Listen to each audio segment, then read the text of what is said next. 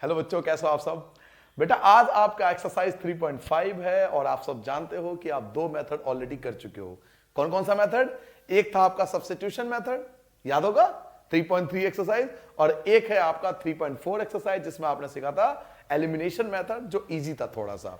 आज एक नया मेथड है क्रॉस मल्टीप्लिकेशन मेथड। तीन मेथड आपके बेसिकली सिलेबस में, जिसे अलजेब्रिक मेथड भी बोलते हैं हम, तीन मेथड आपके सिलेबस में है और लास्ट मेथड है इसके बारे में।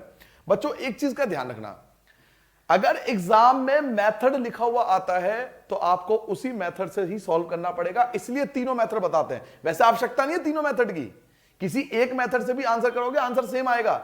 आप सब्स्टिट्यूशन से करो, आप एलिमिनेशन से करो, आप क्रॉस मल्टीप्लिकेशन से करो, तीनों में कोई भी मेथड लगा लो आंसर सेम आएगा। तो सर तीन मेथड क्यों सीख रहे हैं? तीन तरीके सीख रहे हैं अलग अलग। जैसे हम किसी डेस्टिनी पे जाते हैं, अलग अलग रोड होते हैं, है ना। मान लो कोई रोड खराब हो गया तो दूसरे रोड से चले जाते हैं। तो यही है मैथ के अंदर कि अगर एक तरीके से हम आंसर पर नहीं पहुंच पाएंगे तो दूसरे रोड से हम पहुंच जाएंगे। तो इसलिए तीन मेथड बच्चों को सिखाया जाता है। तो आज हमारा लास्ट है cross multiplication method. Cross multiplication method में दो बातें आपको याद रखनी है, सिर्फ ये दो चीज समझ लो। अगर ये मेरी बात शुरू के 5 मिनट में, हर बार कहता हूं मेरे वीडियो के अंदर शुरू के 5 मिनट आप अपनी बुद्धि को दे दो, बस 5 मिनट आप मुझे दे दो, आप वीडियो मत देखना पूरा, आपको पता लग जाएगा एक्सरसाइज में करना क्या है। तो दो बातें कौन कौन सी है पहले ये जान लो। पहली बात, आपको पता है कि ax plus B Y plus C equal to 0, पहला इक्वेशन 1 1 1, याद होगा आपको, ये हम पहले डिस्कस कर चुके हैं। दूसरा equation a2x plus b2y plus c2 equal to 0, this is the first equation, this is the second equation, ये हम पहले डिस्कस कर चुके हैं। उसके बाद मैंने आपको तीन बातें बताई थी, कौन कौन सी? कि a1 अपॉन में a2 is not equal to b1 upon में b2। याद करो जरा, एक्सरसाइज 3.2 ये हम डिस्कस कर चुके हैं। मैं दोबारा आपको बता रहा हूं, क्यों? रिवीजन के लिए, कि आपका रिवीजन हो जाए, आपका नुकसान ना हो। a1 upon a2 b1 upon b2, ये था पहचान किसकी? यूनिक सोल्यूशन, जिसे हम इंटरसेक्टिंग लाइन या इसको हम यूनिक सोल्यूशन बोला करते थे कि ये यूनिक सोल्यूशन है। इसे हम बोलते बेटा अद्वितीय हल। अद्वितीय हल, दोबारा बता रहा हूं, अद्वितीय हल, यूनिक सोल्यूशन, इस वाले केस को बोला करते थे। दूसरा केस क्या था? पहला केस, दूसरा केस क्या था? कि a1 अपॉन में a2 equal to b1 upon में b2 equal to c1 upon में c2, कि अगर तीनों इक्वल हो जाए, a1 upon a2 b1 upon b2 c1 upon c2, अगर ये तीनों इक्वल है तो हम क्या लिखते थे? हम लिखते थे बेटा many solution, infinite many solution, infinite many solution, कि इसके कई सारे आंसर फाइंड हो सकते हैं। हिंदी में बोलते हैं बेटा अनेक हल, अपरिमित रूप से अनेक हल बोलते हैं, इनफाइनाइट सॉल्यूशन के अंदर आता है ये वाला केस। और तीसरा केस क्या था? थर्ड केस आपका था a1 अपॉन में a2 equal to b1 upon में b2 is not equal to c1 upon c2। याद आ गया कि दो इक्वल हो लेकिन तीसरा इक्वल ना हो, तो इसे हम बोलते थे नो सॉल्यूशन। तो पहली चीज मैंने कोई नई नहीं बताई है, ये आपको पहली पता था, सिर्फ रिवीजन के लिए बता रहा हूं कि आपका नुकसान ना हो। रिवीजन कर लो इन चीजों का, क्योंकि इस एक्सरसाइज में फिर से इसकी आवश्यकता होगी, ठीक है। तो दो इक्वेशन है, a1 upon a2 b1 upon b2, अगर इक्वल ना हो तो यूनिक सोल्यूशन, तीनों इक्वल हो तो इनफाइनाइट मेनी सोल्यूशन, और दो इक्वल हो, सॉरी बेटा, अगर दो इक्वल हो बट तीसरा इक्वल ना हो तो नो सोल्यूशन। हिंदी में बोलते थे कोई हल नहीं। तो आप लिख लो, लिखना चाहो तो कोई हल नहीं, कोई हल नहीं। याद आ गया? तो पहला रूल जो आपको पता होना चाहिए ये पता होना चाहिए, इसे बोलेंगे रूल नंबर फर्स्ट। ये आपका था रूल नंबर फर्स्ट इस एक्सरसाइज के लिए। रूल नंबर फर्स्ट नोट कर लिया सबने? क्या सबने नोट कर लिया? दोबारा नोट कर लो, अगर आपने कर रखा है बहुत अच्छी बात है, दोबारा नोट कर लो। याद रखना, मैं अगर कोई चीज बताता हूं, आप जानते हो कि बहुत एक्सपीरियंस के बाद बता रहा हूं, कोई चीज मैं ऐसे ही नहीं बताता कि तीर में ऐसे नहीं छोड़ रहा। कोई चीज बता रहा हूं तो उसका कोई लॉजिक होगा एक्सरसाइज से, इसलिए रिवाइज करा रहा हूं। पहली चीज हो गई। सेकंड आते हैं, अब हम बात करते हैं क्रॉस मल्टीप्लिकेशन मेथड की, जो इस एक्सरसाइज में मेन चीज है। तो क्या है क्रॉस मल्टीप्लिकेशन मेथड? तो रूल नंबर 2 आता है। रूल नंबर 2 देखिए, क्रॉस मल्टीप्लिकेशन मेथड में मैं आपको डायरेक्ट पहले फॉर्मूला बता देता हूं। पहले फॉर्मूला सीख लो, फिर मैं बताऊंगा फॉर्मूला बना कैसे, ये फॉर्मूला आया कैसे। आप भी फॉर्मूला खुद बना सकते हो। तो पहले मैं आपको डायरेक्ट फॉर्मूला बताता हूं। फॉर्मूला क्या है सुन लो, x अपॉन वाई अपॉन और 1 अपॉन। सुना आपने? याद करने का भी तरीका सीखो, x upon Y upon 1 upon, पहले लिख लो। लिख लिया? उसके बाद लिखोगे BC minus BC, CA minus CA, AB minus AB। मेरी बात ध्यान से सुनना, अभी खत्म नहीं हुआ। x upon y upon 1 upon, पहले ये लिख लिया BC minus BC, CA minus CA, AB minus AB, ये लिखना है। उसके बाद 12 21 12 21, 12 12 21 और फिर से 12 21 12 21, 12 21 12 21 12 21, 12 21 12 21 12 21। ये आपका फॉर्मूला तैयार हो गया। किसका? क्रॉस मल्टीप्लिकेशन का फॉर्मूला बन चुका है आपके सामने। ये फॉर्मूला है, किसका फॉर्मूला? क्रॉस मल्टीप्लिकेशन का। अब आपके मन में कई क्वेश्चन उठ रहे होंगे, सर जी ये फॉर्मूला कहां से आया, ये कैसे बन गया फॉर्मूला? ये भी आपको रीजन के साथ समझाता हूं। पहले मैं आपको, क्योंकि एग्जाम में तो ये नहीं पूछेगा ना फॉर्मूला कहां से आया, तो पहले तो आपको फॉर्मूला बता दिया कि बेटा फॉर्मूला याद कर ले, x upon y upon 1 upon BC minus BC, CA minus CA, AB minus AB, 12 21 12 21 12 21 12 21 12 21 12 21 formula. अब तेरे दिमाग में अगर उठ रहा है कि सर जी ये फॉर्मूला बना कैसे, तो मैं हूं ना, मैं बताऊंगा फॉर्मूला कैसे बना। देखिए फॉर्मूला पहले आप नोट कर लिया, रूल नंबर 2 खत्म हो गया, रूल नंबर 2 इतना ही है। अब जो मैं बताऊंगा वो रूल नहीं है, वो तो मैं रीजन दे रहा हूं कि फॉर्मूला आया कैसे, मैं अपनी तरफ से, कि मेरे स्टूडेंट कभी परेशान ना हो। कल को कोई बाहर का पूछ ले कि भाई ये फॉर्मूला लिख रहा है कहां से आया, तुझे पता है, तो तुझे पता होना चाहिए। तू बता देगा बेटा कि राज सर से पढ़ा हूं, मुझे पता है फॉर्मूला कहां से बना है, मैं बताऊंगा ये फॉर्मूला कैसे बना। पहले नोट कर लिया, रूल नंबर 2 खत्म हो गया।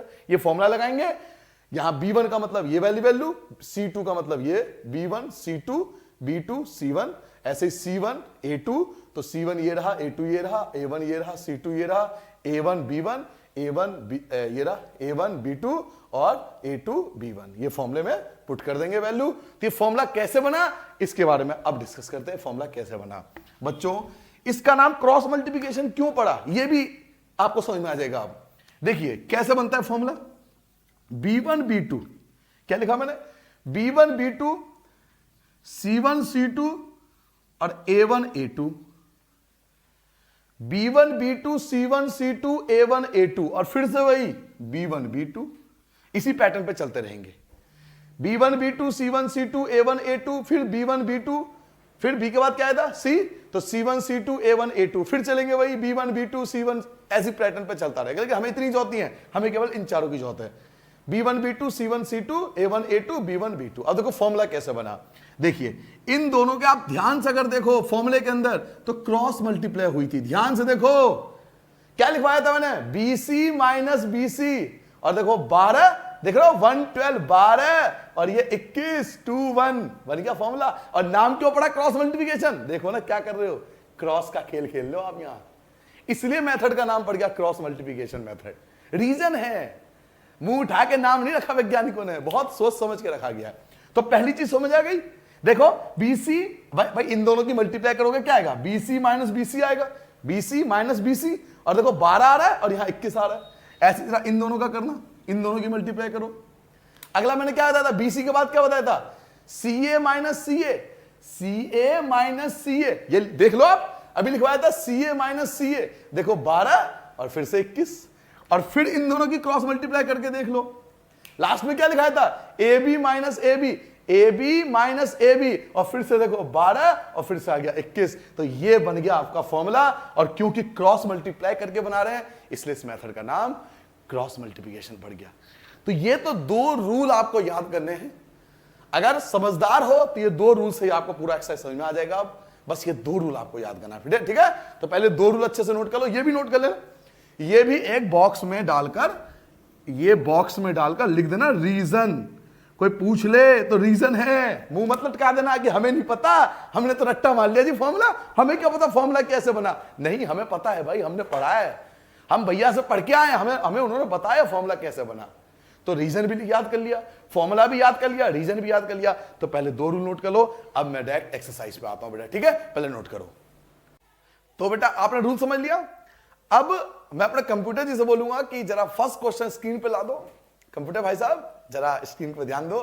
आगे पहला क्वेश्चन देखो बेटा, फर्स्ट क्वेश्चन पहले आप पढ़ लो, आराम से पढ़े, पहले पढ़ना है, समझना है। हिंदी में मैं समझा दूंगा आपको, हिंदी मीडियम मैं समझाऊंगा। देखो, which of the following pair of linear equation has unique solution, no solution और मेनी सोल्यूशन। देखो आ गया रूल नंबर 1, कह रहा पहले तो ये बताओ भाया पहले ये बता कि इनमें से कौन सा यूनिक है, अद्वितीय हल है, कौन सा मेनी सोल्यूशन है, अनेक हल है, और कौन सा नो सोल्यूशन है, कोई हल नहीं है। क्वेश्चन दिख रहा है ना आपको, तो आपको बताना पहले आपको यह बताना है कि इनमें से कौन सा यूनिक है, मेनी है या नो सोल्यूशन है, ठीक है। उसके बाद in case there is a unique solution, अगर अद्वितीय हल, अगर आंसर आता है अद्वितीय हल, यूनिक सोल्यूशन, अगर आंसर क्या लिखते हैं, यूनिक सोल्यूशन, तो उसको क्रॉस मल्टीप्लिकेशन से सॉल्व करना है। पहले क्या डिसाइड होगा, रूल नंबर 1, इसलिए मैंने रूल नंबर 1, मैंने आपसे क्या कहा, कुछ भी बताऊं तो उसके पीछे रीजन है, there is a reason behind every step.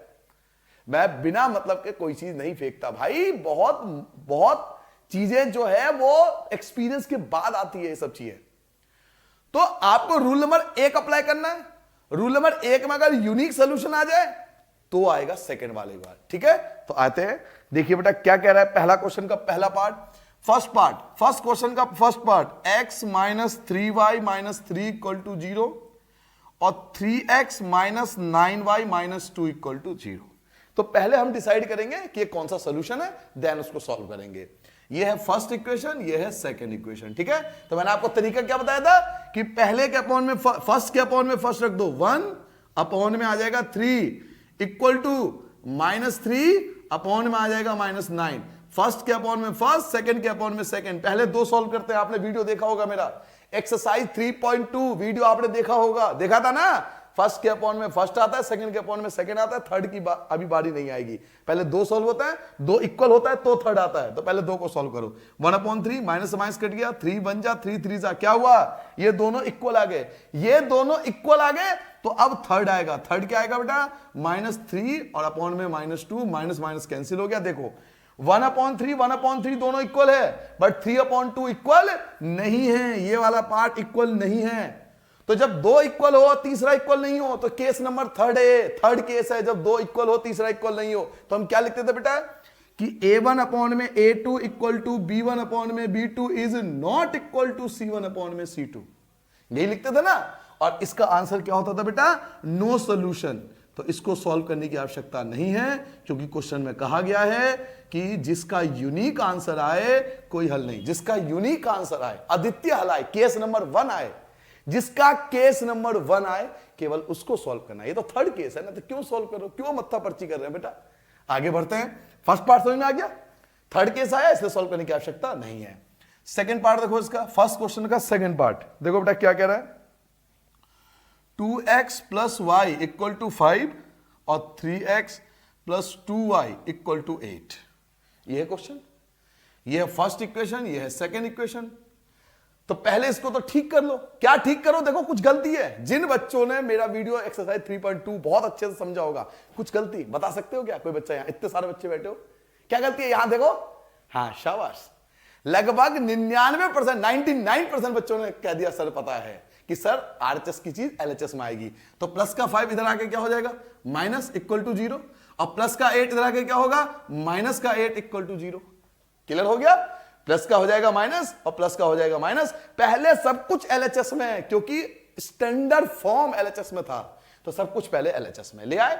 अब केस नंबर 1, रूल नंबर 1 लगाते हैं, क्या है, 2 अपॉन में 3, 2 अपॉन 3 इक्वल, यहां पे है 1, 1 अपॉन में 2। देखो दोनों इक्वल नहीं है, साफ साफ दिख रहा है दोनों इक्वल नहीं है, ये दोनों इक्वल नहीं है। 2 अपॉन में 3, 1 अपॉन में 2, दोनों इक्वल नहीं है। और जब ये दोनों इक्वल नहीं होते तो केस नंबर, जल्दी बताओ, शाबाश, सब इस बार तो 100% बता कि केस नंबर 1 है।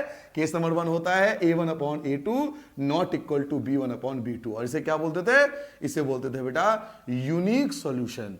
हिंदी में क्या बोलते थे बेटा, इसे बोलते थे अद्वितीय हल, अद्वितीय हल। तो अब इसको सॉल्व करना पड़ेगा, क्योंकि केस नंबर 1 आ गया, यूनिक सॉल्यूशन आ गया था, इसको क्रॉस मल्टीप्लिकेशन से सॉल्व करना पड़ेगा। पहले आपने नोट कर लिया, ये नोट कर लिया सबने, अभी करेंगे इसको। अब इसको क्रॉस मल्टीप्लिकेशन से हमें सॉल्व करना पड़ेगा। तो चलिए क्रॉस मल्टीप्लिकेशन से सॉल्व करते हैं। ये सब मिटा देता हूं बेटा, आवश्यकता नहीं है मुझे इसकी। ये नोट कर लिया सबने, मिटा दूं, ठीक है। पहले ये करना पड़ेगा, पहले आपको ये करना पड़ेगा, उसके बाद आप सॉल्व करोगे इसको, ठीक है। तो इस क्वेश्चन के लिए अब इसको यूनिक सॉल्यूशन आया तो इसको सॉल्व करना पड़ेगा। तो चलिए सॉल्व करते हैं, स्टार्ट करते हैं। सॉल्व कैसे करेंगे मैं दोबारा बताता हूं। देखिए 2x plus y minus 5 equal to 0, दोबारा लिख लेता हूं मैं, 3x plus 2y minus 8 equal to 0। इसे हटा देता हूं यहां से। ठीक है। अब देखो बेटा सॉल्व कैसे करते हैं एग्जाम के अंदर, प्रेजेंटेशन आप कैसे रखोगे, एग्जाम के अंदर प्रेजेंटेशन बहुत जरूरी है। तो प्रेजेंट कैसे करोगे, देखो ध्यान से, A1 A2 B1 B2 C1 C2, पहले ये डिसाइड कर लो। बिल्कुल तरीके से मैं आपको वैसा बता रहा हूं जैसे बोर्ड के अंदर कॉपी में लिखनी चाहिए। प्रेजेंटेशन हर कोई नहीं बता सकता आपको। क्यों नहीं बता सकता? क्योंकि बोर्ड की कॉपी नहीं देखी उन्होंने। बोर्ड की कॉपी जाके देखो पहले, तब आपको प्रेजेंटेशन क्लियर होगी। प्रेजेंटेशन इस प्रकार से करना है, पहले इनको ये बताना पड़ेगा आपको अगर क्रॉस मल्टीप्लिकेशन सॉल्व करना है तो A1 क्या है, 2 है, ये 3 है, ये आपका 1 है, देखो 1 है, यहां कुछ नहीं तो 1 है, यहां पर 2 है, ये कितना है -5 है, और ये कितना है -8 है। क्लियर हो गया? 2 3 2 3 1 2 1 2 -5 -8 -5 -8। क्लियर हो गया? अब क्रॉस मल्टीप्लिकेशन का फॉर्मूला किसी को याद है या सब भूल गए? याद है? चलो बताओ क्या फॉर्मूला था? x upon y upon 1 upon x upon y upon 1 upon, आगे बोलो, BC minus BC, CA minus CA, AB minus AB, और यहां पे क्या लिखोगे? 12 21 12 21 12 21। क्लियर हो गया? 12 21 12 21 12 21 लिख दिया फॉर्मूला। अब केवल हमें वैल्यू पुट करना है, और वैल्यू 1 बाय 1 पुट करेंगे। बिल्कुल तेज नहीं भागना, यहां तेज नहीं चलना।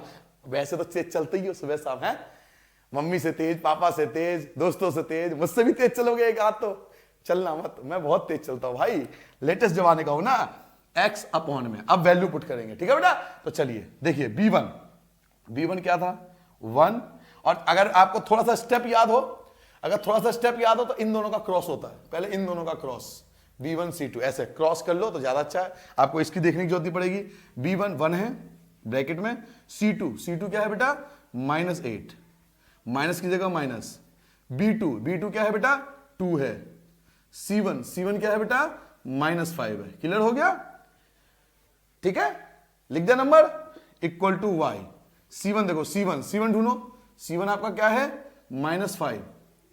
A2 ढूंढो, A2 क्या है 3 है, माइनस C2 क्या है बेटा -8 है।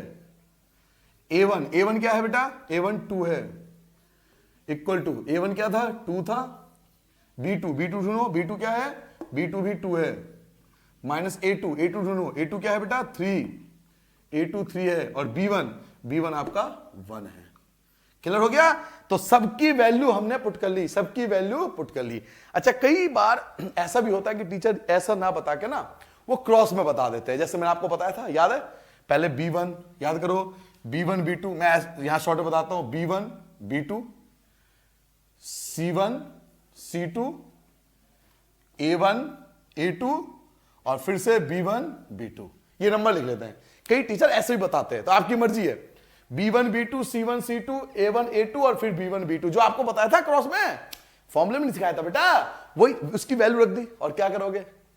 क्रॉस क्रॉस, इनका क्रॉस, इनका क्रॉस, इनका क्रॉस, इनका क्रॉस, आप चेक कर लो तो सेम मिलेगा। 1 -8 1 -8, 2 -5 2 -5, फिर -5 3 -5 3, -8 2 -8 2, 2 की 2 से मल्टीप्लाई, 2 की 2 से मल्टीप्लाई, 3 की 1 से मल्टीप्लाई, 3 की 1 से। अरे सर जी तो मजा कमाल हो गया। हम ऐसा भी कर सकते हैं, बिल्कुल कर सकते हो, बिल्कुल कर सकते हो, कोई मना नहीं करेगा दुनिया का। बिल्कुल, आप ऐसे नहीं तो ऐसे कर लो। मैं ऐसे क्यों करता हूं? क्योंकि मुझे थोड़ा जल्दी हो जाता है। आप चाहो तो इस वाले मेथड से कर लेना, B1 B2 C1 C2 A1 A2 और B1 B2 लिख लो और सबकी क्रॉस कर दो, क्रॉस करके यहां वैल्यू पुट कर लो। आपकी मर्जी है, ये आप पे डिपेंड करता है, आपको जैसा अच्छा लगे वैसा कर ले। मैंने दोनों मेथड बताया बेटा, दोनों तरीका बता दिया। जे अच्छा लगे तो जे से कर ले, जे अच्छा लगे तो जे से कर ले, जो अच्छा लगे जे से कर। ठीक है, अब आगे बढ़ते हैं। तो अब वैल्यू पुट कर लिया। अब मल्टीप्लिकेशन तो सबको आती है, बच्चा बचपन से मल्टीप्लाई कर रहे हो, हैं पिटाई सीख के मल्टीप्लाई सीखी है तुमने। x अपॉन में 8 -8 की 1 से करोगे -8 आ जाएगा। ये माइनस और ये माइनस, देखो बेटा ध्यान से देखना, माइनस माइनस हो गया प्लस। अब ब्रैकेट तोड़ेंगे ना, माइनस माइनस प्लस, 5 2 10 हो जाएगा। इक्वल टू आ जाओ y अपॉन 5 3 15 हो गया, माइनस का माइनस माइनस फिर से हो गया प्लस, माइनस माइनस प्लस हो गया फिर से, और 8 2 आपका 16 हो गया। इक्वल टू में आ जाओ देखो 1/4, 2 2 जा 4, ये 4 -3 1 जा 3। क्लियर हो गया? मल्टीप्लाई कर दी, इन दोनों की मल्टीप्लाई, इन दोनों की मल्टीप्लाई, इन दोनों की, इन दोनों की, इन सब की आपस में मल्टीप्लाई करके वैल्यू पुट कर ली। चलिए, माइनस की 8 सेना प्लस की 10 सेना, 2 सेना बचेगी। माइनस की 15 सेना प्लस की 16 सेना, 1 सेना बचेगी। और 4 में से 3 घटाओगे 1 बचेगा। क्लियर? पहले यहां तक समझ में आ गया सबको? क्लियर है? करा क्या है भाई, बस वैल्यू पुट कर ली, मल्टीप्लाई कर दी, इनकी प्लस माइनस करना जानते हो। अब बेटा फर्स्ट की थर्ड से क्रॉस मल्टीप्लाई होती है और सेकंड के भी थर्ड से क्रॉस मल्टीप्लाई होती है, दोनों की थर्ड से क्रॉस मल्टीप्लाई होती है। इसकी भी थर्ड से क्रॉस मल्टीप्लाई और इसकी भी थर्ड से क्रॉस मल्टीप्लाई, क्योंकि ये दोनों वेरिएबल है और ये कांस्टेंट है। तो पहला क्या है, x/2 इक्वल टू में ये आएगा 1/1, अलग कर लो। और दूसरा क्या है, y/1 इक्वल टू में 1/1। क्लियर हो गया? पहले के साथ इक्वल में ये, जब यहां तक पहुंच जाओ ना, जब सिंपल सबसे सिंपलेस्ट फॉर्म में आपका आ जाए, तो पहले और लास्ट एक साथ और सेकंड और लास्ट भी एक साथ।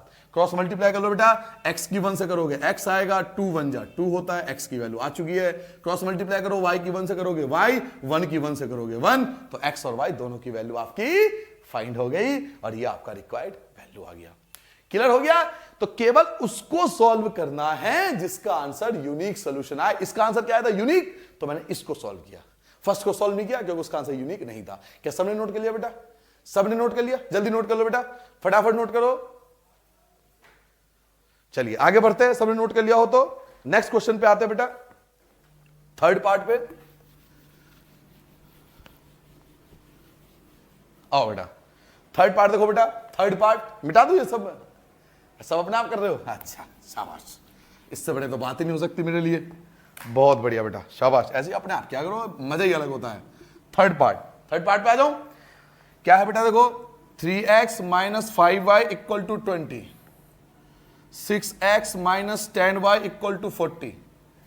पहले तो यहां बैठे हुआ हर बच्चा बताओ, मोबाइल वहां बताना है, मोबाइल में दिख रहा है मुझे यहां स्क्रीन पे बेटा। यहां देखो, पहले तो मुझे ये बताओ इस क्वेश्चन में क्या क्या गलती है। क्या गलती बताओ, पता लग गया सबको? सबने एक साथ हाथ खड़े कर दिए, एकदम शाबाश। यहां क्या करूं, माइनस का, शाबाश। तो -20 इक्वल टू 0, और इसका क्या होगा, ये भी माइनस का, तो -40 इक्वल टू 0। पहले ठीक करना पड़ेगा ना, जैसे तुम ठीक नहीं थे 9th में, ठीक करा, कईयों को प्यार से ठीक करा, कईयों को मारपीट के ठीक करना पड़ता है। अभी तो मारा नहीं, लेकिन मम्मी तो मारती है ना बेटा ठीक करने के लिए। तो ये आ गया दो इक्वेशन, ये हो गया फर्स्ट इक्वेशन और ये सेकंड इक्वेशन। अब पहले चेक करते हैं यूनिक है या मेनी है या नो सॉल्यूशन है, वो केस पहले चेक करते हैं, ठीक है। तो 3 में आएगा 6, 3/6 और इक्वल टू -5 में -10। पहले 2 को सॉल्व करते हैं हमेशा। एक्सरसाइज 3.2 में आपको समझा था, पहले 2 को सॉल्व करो। 3 1 जा 3 2 जा, माइनस माइनस कट गया, 5 1 जा 5 2 जा, क्या हुआ, दोनों इक्वल है, दोनों इक्वल है, 1/2 दोनों इक्वल है। तो तीसरा, तो अब तीसरा सॉल्व करो। तीसरा क्या है बेटा, -20 में -40, माइनस माइनस कट गया, 20 1 जा 20 2 जा 40।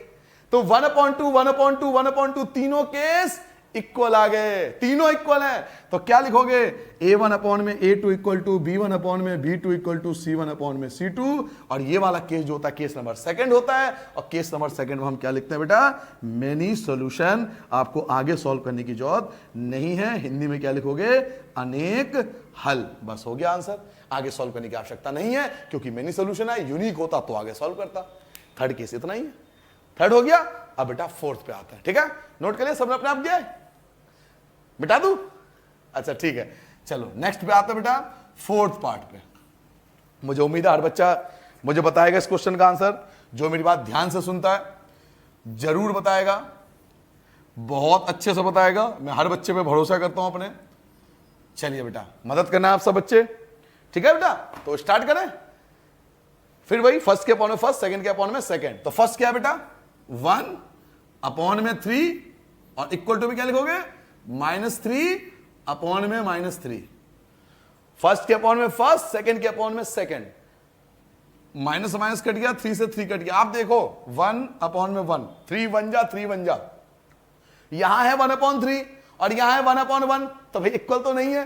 1/3 है यहां 1/1 है, तो इक्वल तो नहीं है, तो नॉट इक्वल। और जो नॉट इक्वल होता है उसे क्या बोलते हैं बताओ, केस नंबर कौन सा है ये, शाबाश, पहला, वेरी गुड। तो a1 अपॉन में a2 is not equal to b1 upon में b2, और केस नंबर 1 में सारे बच्चे एक साथ बताओ क्या लिखते थे? Very good, unique solution, unique solution, बहुत बढ़िया, यूनिक सोल्यूशन, अद्वितीय हल, हिंदी मीडियम बेटा देखो, अद्वितीय हल, यूनिक सोल्यूशन। क्लियर हो गया? अब इसको हमें सॉल्व करना पड़ेगा फिर से, किससे? क्रॉस मल्टीप्लिकेशन से। तो पहले इतना नोट कर लो, उसके बाद तो सॉल्व करोगे, पहले ये नोट करना पड़ेगा। अच्छा, सबने कर लिया? अपने आप क्या था या देख के कर रहे हो? अपने आप क्या? शाबाश। चलो अब करते हैं बेटा, इसको सॉल्व करते हैं। आई होप सारे बच्चे जवाब देंगे। तो यूनिक सोल्यूशन आ गया। अब फोर्थ पार्ट का यूनिक सोल्यूशन को सॉल्व करना पड़ेगा, क्योंकि यूनिक सोल्यूशन में आगे आपको क्रॉस मल्टीप्लिकेशन लगानी पड़ेगी। तो फिर वही a1 a2 b1 b2 c1 c2, पहले ये डिसाइड कर लो, फिर आगे सॉल्व करेंगे बेटा। चलिए वैल्यू पुट करते हैं। क्या आएगा यहां पर?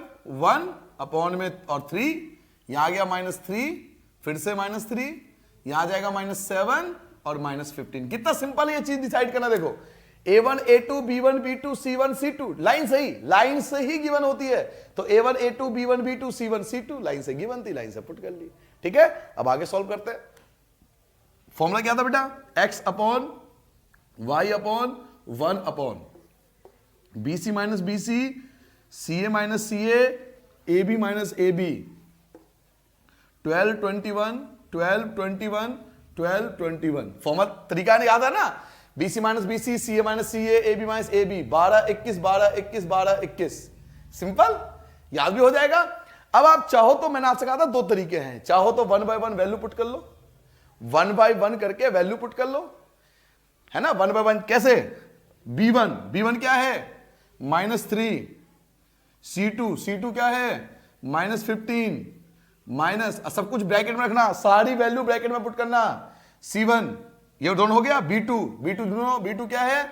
-3, c1 क्या है? c1 है आपका -7, y c1 आपका है -7, a2 आपका 3, माइनस c2 ढूंढो, c2 आपका -15, और a1 क्या है आपका? 1, इक्वल टू a1 आपका 1 है, b2 आपका -3 है, माइनस a2 आपका क्या है? a2 आपका 3 है, और b1 आपका -3 है। क्लियर हो गया? तो सबकी वैल्यू पुट कर ली। और चाहो तो दूसरा तरीका आपको बताया था, याद है ना? क्या तरीका बताया था? कि b1 b2 c1 c2 a1 a2 और b1 b2, और इनका क्रॉस प्रोडक्ट कर दो। याद होगा थोड़ा बहुत अधिकतर बच्चों को। ऐसा भी कर सकते हो कि जौनी वैल्यू पुट करो, यहां पे इनकी वैल्यू पुट करके इनका क्रॉस कर दो, तब भी यही चीज आएगी। तो आपकी मर्जी, आप इस तरीके से करो या इस तरीके से करो, या तो डायरेक्ट वैल्यू पुट कर लो या क्रॉस करके वैल्यू पुट कर लो। चलिए आगे बढ़ते हैं बेटा, मल्टीप्लिकेशन करते हैं इन सबकी।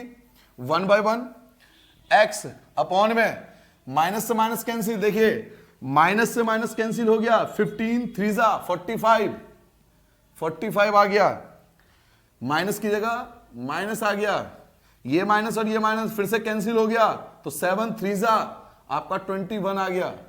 y अपॉन में आ जाओ, 7 3 जा 21 माइनस का, 7 या 21 माइनस का, माइनस माइनस ये माइनस माइनस क्या हो गया आपका प्लस हो गया, और 15 बन जा 15 हो गया, 15 एकम 15, 1 की जगह 1 अपॉन में आ जाओ, 3 बन जा 3 माइनस का, तो माइनस का 3 आ गया, और माइनस माइनस माइनस माइनस फिर से आपका हो गया प्लस, और 3 3 से आपका हो गया 9। क्लियर है? सबकी वैल्यू पुट कर ली। अब चलो सॉल्व करते हैं। x 45 में से 21 माइनस करो, 5 में से 1 गया 4, और 4 में से 2 गया 2, 24 बचा। y अपॉन में आ गए, माइनस का 21 और प्लस का 15, माइनस के 21 सोल्जर और प्लस के 15 सोल्जर, तो माइनस के 6 सोल्जर आपके बच जाएंगे, और लास्ट का 9 में से 3 माइनस करो, 6 आपका बचेगा। फिर आपको क्या बताया था, जब सिंपलेस्ट फॉर्म में कन्वर्ट हो जाए तो फर्स्ट लास्ट के साथ और सेकंड भी लास्ट के साथ, दोनों की क्रॉस मल्टीप्लाई होती है। तो x अपॉन में 24 की क्रॉस मल्टीप्लाई किसके साथ होगी? 1/6 के साथ, और y अपॉन में -6 इक्वल टू 1/6, ये भी लास्ट के साथ और ये भी लास्ट के साथ। चलिए क्रॉस मल्टीप्लाई करते हैं बेटा। 6 की x से करोगे तो 6x, और चाहो तो एक काम और कर सकते हो, 6 1 जा 6 4 जा, डैक कैंसिल कर सकते हो, 6 1 जा 6 4 जा, डैक कैंसिल कर सकते हो। यहां से x की 1 से मल्टीप्लाई करोगे x आएगा, 4 1 जा 4 हो जाएगा, ये आ गया x की वैल्यू 4, 6 1 जा 6 1 जा, तो क्रॉस मल्टीप्लाई करोगे y की 1 से तो y आ जाएगा, -1 की मल्टीप्लाई 1 से करोगे -1 आ गया। क्लियर है? तो ये आपकी x और ये आपकी y जो होगी वो आपका रिक्वायर्ड वैल्यू आ गया। तो बच्चों पहले केस नंबर 1, पहले रूल नंबर 1 लगाया, पहले रूल नंबर 1 डिसाइड करना पड़ेगा आपको कि वो यूनिक है, वो मेनी सोल्यूशन है या वो नो सोल्यूशन है। पहले केस नंबर 1 डिसाइड करा, उसके बाद अगर वो यूनिक आता है तो आपको क्रॉस मल्टीप्लिकेशन से सॉल्व करना पड़ेगा। ठीक है, तो ये था आपके फर्स्ट क्वेश्चन के चारों पार्ट। नेक्स्ट आपके क्वेश्चन नंबर 2 है, तो मैं मिटा रहा हूं, फिर क्वेश्चन नंबर 2 स्क्रीन पर आएगा, आप ध्यान से देखना।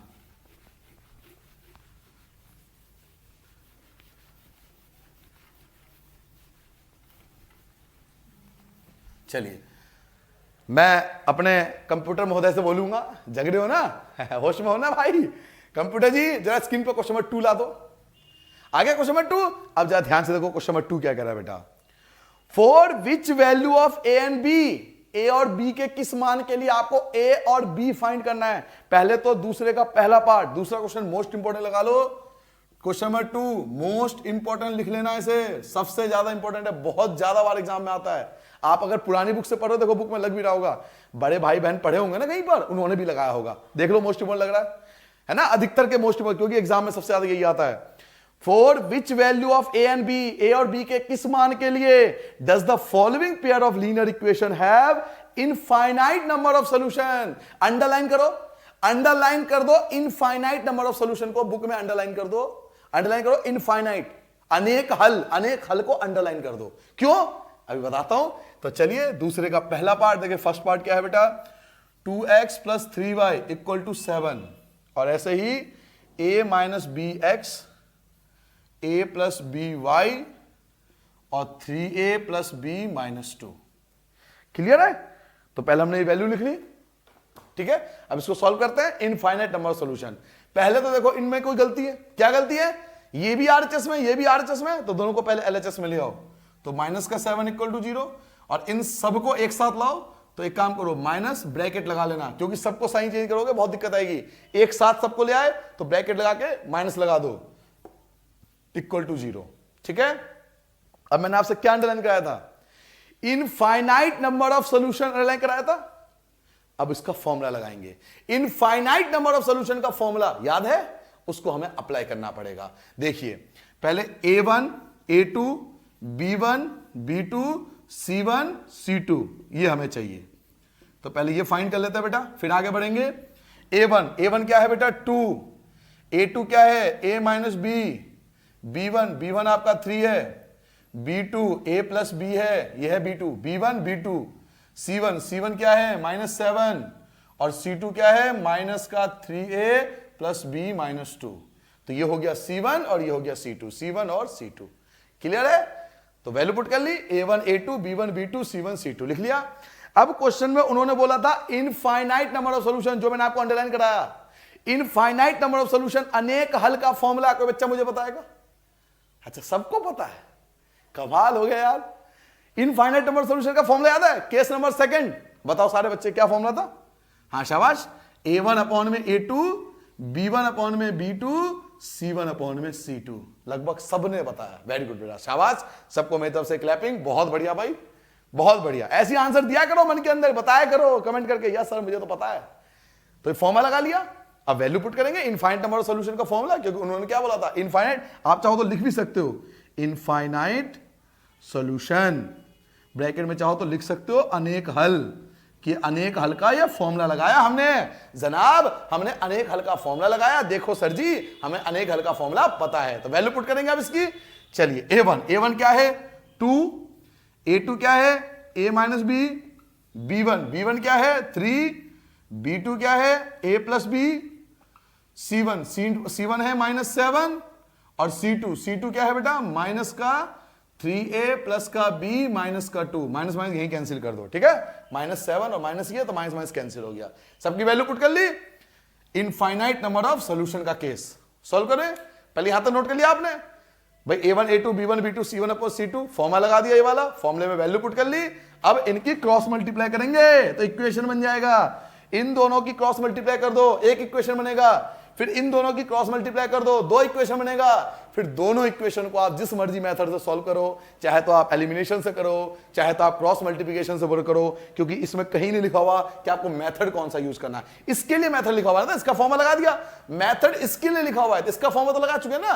दो इक्वेशन को सॉल्व करने का मेथड नहीं है, तो आप जिस मर्जी से कर सकते हो। ठीक है, तो पहले दो इक्वेशन बना ले, इन दोनों की क्रॉस मल्टीप्लाई करो। चलो क्रॉस मल्टीप्लाई करते बेटा, 3 की मल्टीप्लाई दोनों से करो, 3 की मल्टीप्लाई ए से करो तो 3a, 3 की मल्टीप्लाई बी से करोगे 3b इक्वल में आ जाओ, 2 की मल्टीप्लाई ए से करो 2a प्लस 2 की मल्टीप्लाई बी से करोगे 2b, सबको एक तरफ ले आओ। 3a माइनस 3b प्लस का हो जाएगा माइनस का 2a प्लस का हो जाएगा माइनस का 2b इक्वल टू 0। क्लियर हो गया? प्लस का इधर आके माइनस और प्लस का इधर आके माइनस, सब कुछ एलएचएस में लिया इसलिए माइनस का हो गया। 3a में से 2a माइनस करो, a माइनस का 3b और माइनस का 2b, माइनस का 3 और माइनस का 2, माइनस का 5b equal to 0। Equation first, ये आपका इक्वेशन फर्स्ट बन गया। पहला इक्वेशन आपने फाइंड कर लिया। अब दूसरा इक्वेशन कैसे फाइंड करेंगे? इन दोनों की क्रॉस मल्टीप्लाई। अभी तो आपने इन दोनों की थी ना क्रॉस मल्टीप्लाई, अब इन दोनों की क्रॉस मल्टीप्लाई करो तो दूसरा इक्वेशन आ जाएगा। तो पहले 3 की मल्टीप्लाई इन सबसे कर लो, पहले 3 की मल्टीप्लाई इन सबसे कर लो, 3 से मल्टीप्लाई करो जल्दी से। 3 की मल्टीप्लाई करोगे 9a, 9a, 3 की मल्टीप्लाई करो प्लस का 3b और 3 की मल्टीप्लाई करेंगे माइनस का 6 इक्वल टू, इन दोनों की मल्टीप्लाई 7 से करो, 7 की मल्टीप्लाई a से करो 7a और प्लस का 7b। क्लियर हो गया बेटा? इन दोनों की क्रॉस मल्टीप्लाई कर दी, इन दोनों की क्रॉस मल्टीप्लाई कर दी, तो ये आपके सामने है। फिर सब कुछ एलएचएस में ले आओ, तो 9a प्लस का 3b माइनस का 6 प्लस का इधर आगे हो जाएगा माइनस का 7a और प्लस का इधर आगे हो जाएगा माइनस का 7b इक्वल टू 0। 9a में से 7a माइनस कर दो, 9a में से 7a माइनस करोगे 2a बचेगा। 9a में से 7a माइनस करना है तो 2a बचेगा। 3b किसका है? प्लस के सोल्जर है, 3 सोल्जर प्लस के हैं, और 7b माइनस का है, प्लस के 3 सोल्जर, प्लस के 3 सोल्जर माइनस के 7 सोल्जर, 3 सोल्जर प्लस का माइनस का 3 सोल्जर कैंसिल, तो माइनस के 4 सोल्जर अभी भी बचे हुए हैं, तो माइनस का 4b, और क्या बच गया? माइनस 6 बच गया। माइनस 6 अकेला है और कोई साथ नहीं है इसका, साथी नहीं है इसका, इन सबके साथी थे, मिल गए, इकट्ठे होकर निकल लिए, तुम्हें छोड़ गया अकेला, साथी नहीं है ना तुम्हारा, साथ निभाते नहीं ना तुम, तो माइनस 6 इक्वल टू आ गया 0। यहां तक समझ में आ गया? अब देखो 2 के टेबल में भी आता है, 2 के टेबल में ये भी आता है, 2 के टेबल में ये भी आता है, तीनों संख्या 2 के टेबल में आती है, तो हम तीनों को 2 से डिवाइड कर देंगे। ऐसा मैं आपको पिछले एक्सरसाइज में बता चुका हूं, पिछले एक्सरसाइज में ये चीज बता चुका हूं। 2 के टेबल में 2 के टेबल में 2 के टेबल में 2 से सबको डिवाइड करेंगे, 2 से डिवाइड करोगे a बचेगा क्योंकि 2 तो कैंसिल हो गया, 2 से डिवाइड करोगे 2 बचेगा, और 2 से डिवाइड करोगे 3 बचेगा, माइनस का इधर ले जाओ तो प्लस का 3, इक्वेशन 2 बन गया। ये था पहला इक्वेशन, ये था सेकंड इक्वेशन, माइनस का इधर ले आए प्लस हो गया, 2 से डिवाइड किया ना, 2 से 2 कैंसिल, 2 2 जा 4 और 2 3 जा 6, दो इक्वेशन बन गए। अब बेटा इन दोनों इक्वेशन को हमें एलिमिनेशन मेथड या कोई भी मेथड जो आपको अच्छा लगे, सब्स्टिट्यूशन, एलिमिनेशन, क्रॉस मल्टीप्लिकेशन, जो अच्छा लगे। वैसे मैंने आपसे कहा था एलिमिनेशन सबसे आइडियल होता है, इसलिए एलिमिनेशन से सॉल्व करने की कोशिश ज्यादा करना। तो चलिए एलिमिनेशन की मेथड यूज करते हैं बेटा, ये मिटा रहा हूं मैं सब, आई होप ये सबने नोट कर लिया होगा बेटा। चलिए आते हैं अब, पहला इक्वेशन क्या था बेटा? पहला इक्वेशन है a minus 5b equal to 0, ये था फर्स्ट इक्वेशन। दूसरा था a minus 2b equal to 3, ये था सेकेंड।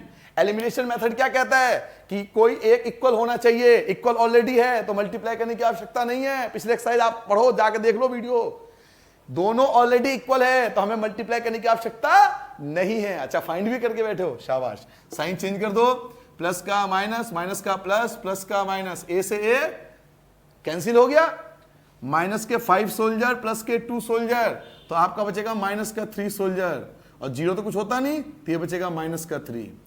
माइनस माइनस दोनों कैंसिल, माइनस और माइनस दोनों कैंसिल हो गए, माइनस माइनस दोनों कैंसिल हो गए, तो 3b इक्वल टू 3 बचा, b इक्वल टू 3, 3 आ जाएगा अपॉन में, 3 से 3 कैंसिल, 1 आ गया। तो b की वैल्यू क्या फाइंड कर ली आपने? 1 फाइंड कर ली। अब a की वैल्यू फाइंड करना है तो कैसे फाइंड करते थे?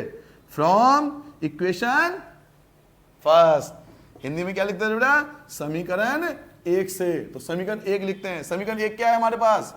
a minus 5b equal to 0, a की जगह ए, माइनस की जगह माइनस, 5 की जगह 5, बी, ए की जगह ए, माइनस की जगह माइनस, 5 की जगह 5, बताओ बी, बी की जगह क्या लिखेंगे 1 इक्वल टू 0। क्लियर हो गया, बी की जगह 1 लिख दिया, ए की जगह ए, माइनस की जगह माइनस, 5 1 जा 5 इक्वल टू 0, ए की जगह ए इक्वल टू, बताओ माइनस का 5 इधर क्या होगा, माइनस का 5 इधर हो जाएगा प्लस का 5, तो ए की वैल्यू क्या फाइंड हो गई 5। और क्वेश्चन में क्या कहा था, find the value of A and b, तो आपका ए आ गया, आपका बी आ गया। इस तरीके से सॉल्व करना था बेटा मेरे लाल, इस तरीके से सॉल्व करना था। इस क्वेश्चन को आपने ध्यान से पढ़ा, क्वेश्चन में क्या रहा था कि इनफाइनाइट मेनी सोल्यूशन, तो पहले इनफाइनाइट मेनी सोल्यूशन का फॉर्मूला लगाया, फॉर्मूला लगा दिया, उसके बाद क्रॉस मल्टीप्लाई करके दो इक्वेशन बनाए, तो दो इक्वेशन भी तैयार हो गए। अब इक्वेशन तैयार होने के बाद दोनों को हमने एलिमिनेट कर दिया, तो ए और बी आ गया, ये तो हमें फाइंड करना था। क्लियर हो गया। अब आते बेटा क्वेश्चन नंबर 2 के सेकंड पार्ट पे, मिटा दू इसे, सबने नोट कर लिया। इक्वेशन 2 के सेकंड पार्ट पे आता हूं बेटा, चलिए चलो जी कंप्यूटर जी, बच्चों के लिए क्वेश्चन नंबर 2 का सेकंड पार्ट पेश किया जाए, प्रस्तुत कर दो भाई, केबीसी खेल लो तुम तो। हाँ आ गया बेटा, अब जरा ध्यान से देखो क्वेश्चन नंबर 2 का सेकंड पार्ट, स्क्रीन पे देखो बेटा क्या कह रहा है, फॉर विच वैल्यू ऑफ के, अब के फाइंड करना है, तो घबराना नहीं है, ए बी सी डी कुछ भी पूछे, बचपन से खेलते आ रहे हो, खेलना है, के फाइंड करना है इसमें। Find the value of k, which of the following pair of linear equation have no solution, underline करो पहले, अंडरलाइन कर ले बेटा, भूल जाएगा, नो सॉल्यूशन अंडरलाइन कर ले, कोई हल नहीं, कोई हल नहीं, तो ये वाला फॉर्मूला लगेगा पहले। तो चलिए स्टार्ट करते हैं क्वेश्चन नंबर 2। क्वेश्चन नंबर 2 का बेटा सेकंड पार्ट क्या है, 3x plus y equal to 1 और 2k minus 1x plus k minus 1y equal to 2k plus 1, ये आपके सामने है। अब आगे सॉल्व करते हैं बेटा, सॉल्व करें। पहले तो सारे बच्चे एक साथ बताओ इसमें क्या मिस्टेक है। अच्छा सब करके बैठ गए, वेरी गुड। माइनस का 1 इक्वल टू 0, शाबाश। और इसमें भी क्या मिस्टेक है, ये भी एलएचएस में आएगा, तो दो संख्या एक का माइनस लगा लो, 2k प्लस का 1 इक्वल टू 0, है ना, दो संख्या हुआ करे तो ब्रैकेट लगा लिया करो, जैसे पिछले क्वेश्चन में 3 थे ना, तो ब्रैकेट लगा लिया तो आसान पड़ता, कंफ्यूज नहीं होंगे आप, ब्रैकेट में लगा दिया। अब सब कुछ सही है, अब बिल्कुल स्टैंडर्ड फॉर्म में।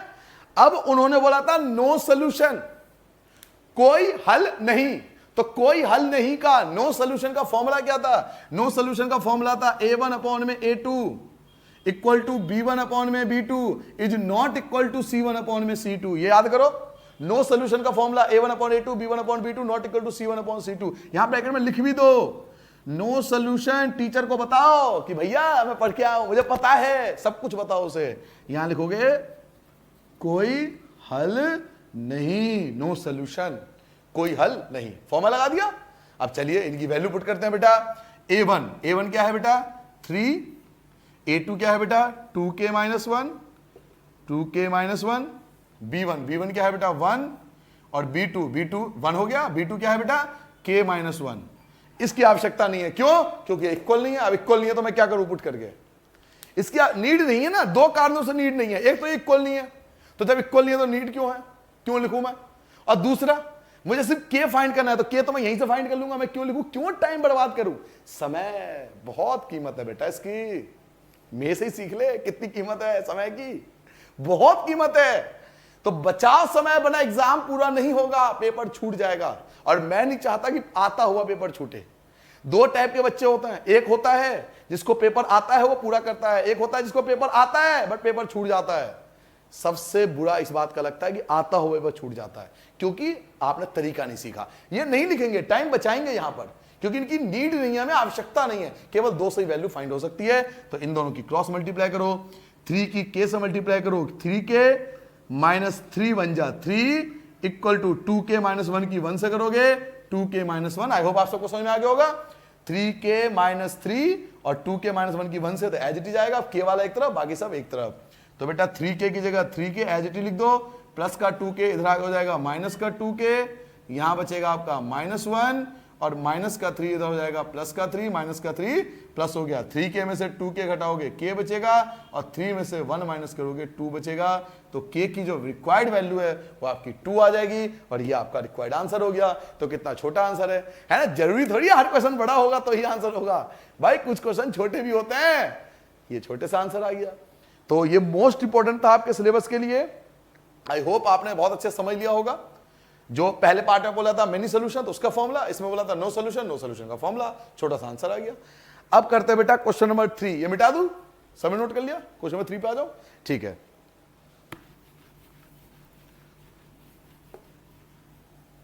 आ जाओ बेटा। Question number 3। कंप्यूटर जी मैं आपसे हाथ जोड़ के विनम्र करूंगा, नाराज हो जाते हो। क्वेश्चन नंबर 3 पेश किया जाए बच्चों के लिए स्क्रीन पर। आ गया बेटा? चलो क्वेश्चन नंबर 3 देखो बेटा। Solve the following pair of linear equation. आपको कह रहा है लीनियर इक्वेशन को सॉल्व करो by the substitution and cross multiplication method. Substitution method से भी और क्रॉस मल्टीप्लिकेशन, दोनों मेथड से सॉल्व करने हैं। ठीक है, तो थर्ड क्वेश्चन नंबर 3 क्या है बेटा? 8x प्लस का 5y इक्वल टू 9 और दूसरा 3x प्लस का 2y इक्वल टू 4। ये है फर्स्ट इक्वेशन, ये है सेकंड इक्वेशन। आपको दोनों मेथड से सॉल्व करना है बेटा। इसको सब्स्टिट्यूशन से भी करना है और इसको क्रॉस मल्टीप्लिकेशन से करना है। तो बड़ा क्वेश्चन है, दोनों मेथड सॉल्व करना।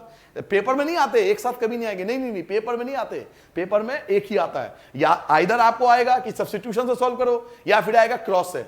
तो सर यहां क्यों दे रखा है? प्रैक्टिस, घर में बैठा है ना बेटा, प्रैक्टिस करनी पड़ती है।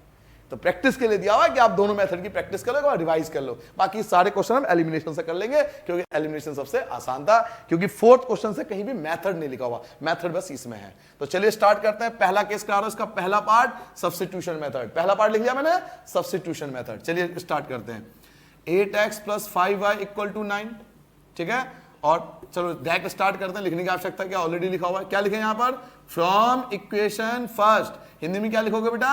समीकरण 1 से। सब्स्टिट्यूशन मेथड याद है ना, 3 स्टेप होते थे। From equation first, from equation second, from equation third. शाबाश, साथ चल रहे हो, सही है, तेज चल रहे हो बेटा। फ्रॉम इक्वेशन फर्स्ट, समीकरण 1 से। समीकरण 1 क्या है कि 8x plus 5y equal to 9। यही था, 8x plus 5y equal to 9। 8x की जगह 8x, 9 की जगह 9, प्लस का 5y क्या होगा? माइनस का 5y, प्लस का 5y माइनस का। तो x equal to 9 minus 5y। और ये 8x के साथ जो 8 होता था कहां जाता था? अपॉन में। कुछ बच्चों को तो याद होगा, 8x plus 5y equal to 9, plus का 5y माइनस हो गया और 8 कहां गया बेटा? अपॉन में। तो ये x की वैल्यू इस प्रकार होती थी equation third. From equation first हो गया, पहला स्टेप हो गया। अब बताओ दूसरे स्टेप में क्या लिखते थे? फ्रॉम इक्वेशन शाबाश सेकंड। तो यहां लिखेंगे बेटा फ्रॉम इक्वेशन सेकंड। हिंदी में क्या लिखोगे? समीकरण 2 से। समीकरण 2 देखो, समीकरण 2 क्या है? समीकरण 2 ये है 3x plus 2y equal to 4। ठीक है, समीकरण 2 है ना। अब वैल्यू सब्स्टिट्यूट करोगे, x की वैल्यू आपको सब्स्टिट्यूट करनी पड़ेगी, x की वैल्यू पुट करनी पड़ेगी। तो चलिए यहां सॉल्व करता हूं मैं। 3 की जगह 3 रख लिया। x की वैल्यू सब्स्टिट्यूट करो। x की वैल्यू क्या सब्स्टिट्यूट होगी? 9 माइनस 5y अपॉन में आ गया 8। ठीक है, x की वैल्यू सब्स्टिट्यूट कर दी, x की वैल्यू सब्स्टिट्यूट कर दी हमने। ठीक है, आगे बताओ क्या है? प्लस का 2y, प्लस का 2y और इक्वल टू में क्या दिख रहा है? इक्वल टू में 4। 2y और 4 एच पुट कर लिया। 3 से मल्टीप्लाई कर लो, 3 से मल्टीप्लाई करोगे 27, 3 9 जा 27, 3 5 जा 15, y की जगह y अपॉन में 8 प्लस 2y की जगह 2y, कुछ नहीं होता, अपॉन में 1 इक्वल टू 4। 8 और 1 का क्या लोगे? एलसीएम 8 आएगा। अच्छा बताओ 27 माइनस 15y की गुना किससे होगी? इन दोनों गुना 1 से, क्रॉस होती है ना। तो 27 minus 15y as it is आएगा 1 से मल्टीप्लाई होने के बाद, प्लस 2 की मल्टीप्लाई 8 से करो 16y, 2 8 जा 16, 2 8 16, 4 की जगह 4, 27 की जगह 27। अच्छा एक चीज देखो, माइनस के 15 सोल्जर हैं और प्लस के 16 सोल्जर हैं। तो माइनस के 15 सोल्जर और प्लस के 15 सोल्जर कैंसिल, तो प्लस का 1 सोल्जर अभी बच गया। प्लस का y अपॉन में बचा 8 इक्वल टू 4। अब क्या करो इनकी क्रॉस मल्टीप्लाई। 27 प्लस y की 1 से होगी, तो 27 प्लस y आएगा। 8 की 4 से मल्टीप्लाई करो 32 आ गया, y इक्वल टू 32 प्लस का हो जाएगा माइनस, प्लस का 27 क्या हो जाएगा माइनस, और y की वैल्यू आपकी 5 आ गई, y की वैल्यू आपकी 5 आ गई, 32 में से 27 माइनस 5 आ गई, y आ गया। मैंने आपको क्या समझाया था, एक्सरसाइज 3.3 सब्स्टिट्यूशन मेथड, जाकर चेक कर लो वीडियो कि भैया 3 स्टेप होते हैं, फ्रॉम इक्वेशन फर्स्ट ये आ गया, फ्रॉम इक्वेशन सेकंड तब तक सॉल्व करते जाओ जब तक y ना आ जाए, आ तो गया, अब फ्रॉम इक्वेशन थर्ड, शाबाश बहुत बढ़िया, सभी बच्चे एक साथ बोलते हो, दिल खुश हो जाता है तुम्हारी बात सुनकर। फ्रॉम इक्वेशन थर्ड, समीकरण 3 से, चलो बताओ समीकरण 3, इक्वेशन थर्ड क्या है बेटा, इक्वेशन थर्ड ये रहा आपके सामने, इक्वेशन थर्ड लिख लो, क्या equation third, x equal to 9 minus 5y upon में 8, ठीक है, आ जाओ 9 की जगह 9, माइनस की जगह माइनस, 5 की जगह 5, y देखो y क्या है, y की वैल्यू आएगी 5, y की जगह 5 अपॉन में 8, 9 की जगह 9 माइनस 5 की 5 से करो 25 अपॉन में आ गया 8, 25 में से 9 माइनस करो, माइनस का 16 अपॉन में 8, 8 2 जा 16 तो माइनस का 2, तो x की वैल्यू आ गई -2। क्लियर हो गया बेटा, फ्रॉम इक्वेशन थर्ड रख दिया, 9 की जगह 9, माइनस की जगह माइनस, 5 की जगह 5, y की जगह 5, 8 की जगह 8, 9 9 माइनस माइनस 5 5 जा 25, 8 8, 9 में से 25 माइनस को माइनस 16 अपॉन में 8, 8 2 जा 16 तो माइनस का 2। क्लियर है यहां तक, तो ये तो था सब्स्टिट्यूशन मेथड, ये पूरा सब्स्टिट्यूशन मेथड। अब एक मेथड और करना है ना इसमें, क्रॉस मल्टीप्लिकेशन भी तो करोगे, पहले नोट कर लिया। अब हम करते हैं बेटा क्रॉस मल्टीप्लिकेशन, ठीक है, साथ चल लेते हैं, मिटा दो बेटा। अब आते हैं बेटा क्रॉस मल्टीप्लिकेशन मेथड पे, तो इसी क्वेश्चन को क्रॉस मल्टीप्लिकेशन से करना है। तो आज तो बेटा इस क्वेश्चन को हमने सब्स्टिट्यूशन मेथड से कर दिया, अब हमें इसको करना पड़ेगा क्रॉस मल्टीप्लिकेशन से, क्योंकि बुक में क्या लिखा हुआ है कि पहले आपको सब्स्टिट्यूशन से भी करना है, तो कर चुके हैं, अब क्रॉस मल्टीप्लिकेशन सेकंड पार्ट इसका। तो चलिए इसका सेकंड पार्ट स्टार्ट करता हूं बेटा। तो सबसे पहले क्या लिखते थे, a1 a2 b1 b2 c1 c2 ये लिखते थे बेटा। चलिए इनकी वैल्यू बताओगे जल्दी जल्दी वैल्यू बताना बेटा, चलो जल्दी बताओ बेटा। a1 क्या है 8, a2 3, 5 2 और c1 बताओ यहां की मिस्टेक है, बताओ क्या मिस्टेक है, कोई बच्चा बताएगा क्या गलती है, शाबाश कि सर जी ये माइनस का 9 होगा, और यहां क्या गलती है सर जी ये माइनस का 4 होगा, क्योंकि आप एलएचएस में भी तो लाओगे, है ना, वो सब्स्टिट्यूशन मेथड था, सब्स्टिट्यूशन मेथड में आप सॉल्व कर सकते हो, बट क्रॉस मल्टीप्लिकेशन में बच्चों सब कुछ एलएचएस में होना चाहिए, स्टैंडर्ड फॉर्म आपको सिखाया था स्टार्टिंग में। तो ये आ जाएगा माइनस का 9 और ये आ जाएगा माइनस का 4। क्लियर है। अब फॉर्मूला क्या था, x अपॉन y अपॉन और 1 upon bc minus bc ca minus ca ab minus ab।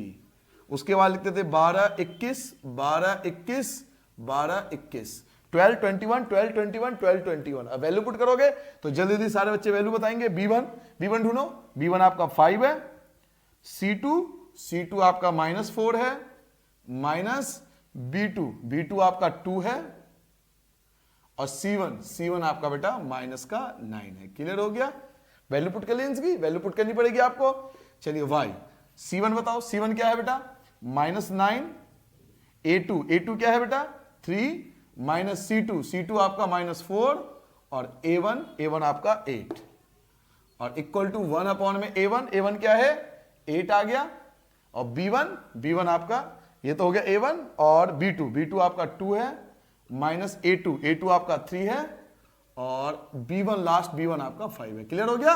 एक तो इस तरीके से बताया था वैल्यू पुट कर लो, और एक क्या बताया था, एक तरीका कि b1 b2 देखो 5 2 b1 b2 c1 c2 -9 और -4 b1 b2 c1 c2 a1 a2 क्या है 8 3, और फिर से b1 b2 क्या था 5 2।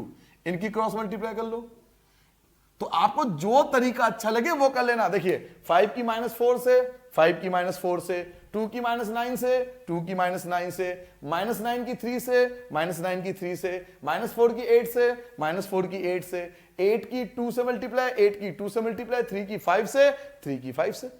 तो ये आप पे डिपेंड करता है, आपको ये अच्छा लगे आप ये फॉलो करो, मुझे वैल्यू पुट करना अच्छा लगता है मैं वैल्यू पुट करता हूं, ये आप पे डिपेंड करता है। तो इस पे कोई अर्जा नहीं है, आपको जो अच्छा लगे, जो तरीका अच्छा लगे। मैंने दोनों इसलिए आपको सिखा दिया, कल को सर जी आपने ये सिखा दिया ये नहीं सिखाया, ये सिखा दिया ये नहीं सिखाया, मैं दोनों सीख ले भाई, तो दोनों सीख ले, यहां पे कोई परेशानी नहीं है। चलिए अब सॉल्व करते हैं इसको, सिंपल कैलकुलेशन करेंगे। तो x अपॉन में आ जाओ, 5 की 4 से मल्टीप्लाई करो, माइनस का 20 आ गया, माइनस माइनस होता है बेटा प्लस, ये माइनस और ये माइनस आपका प्लस हो गया।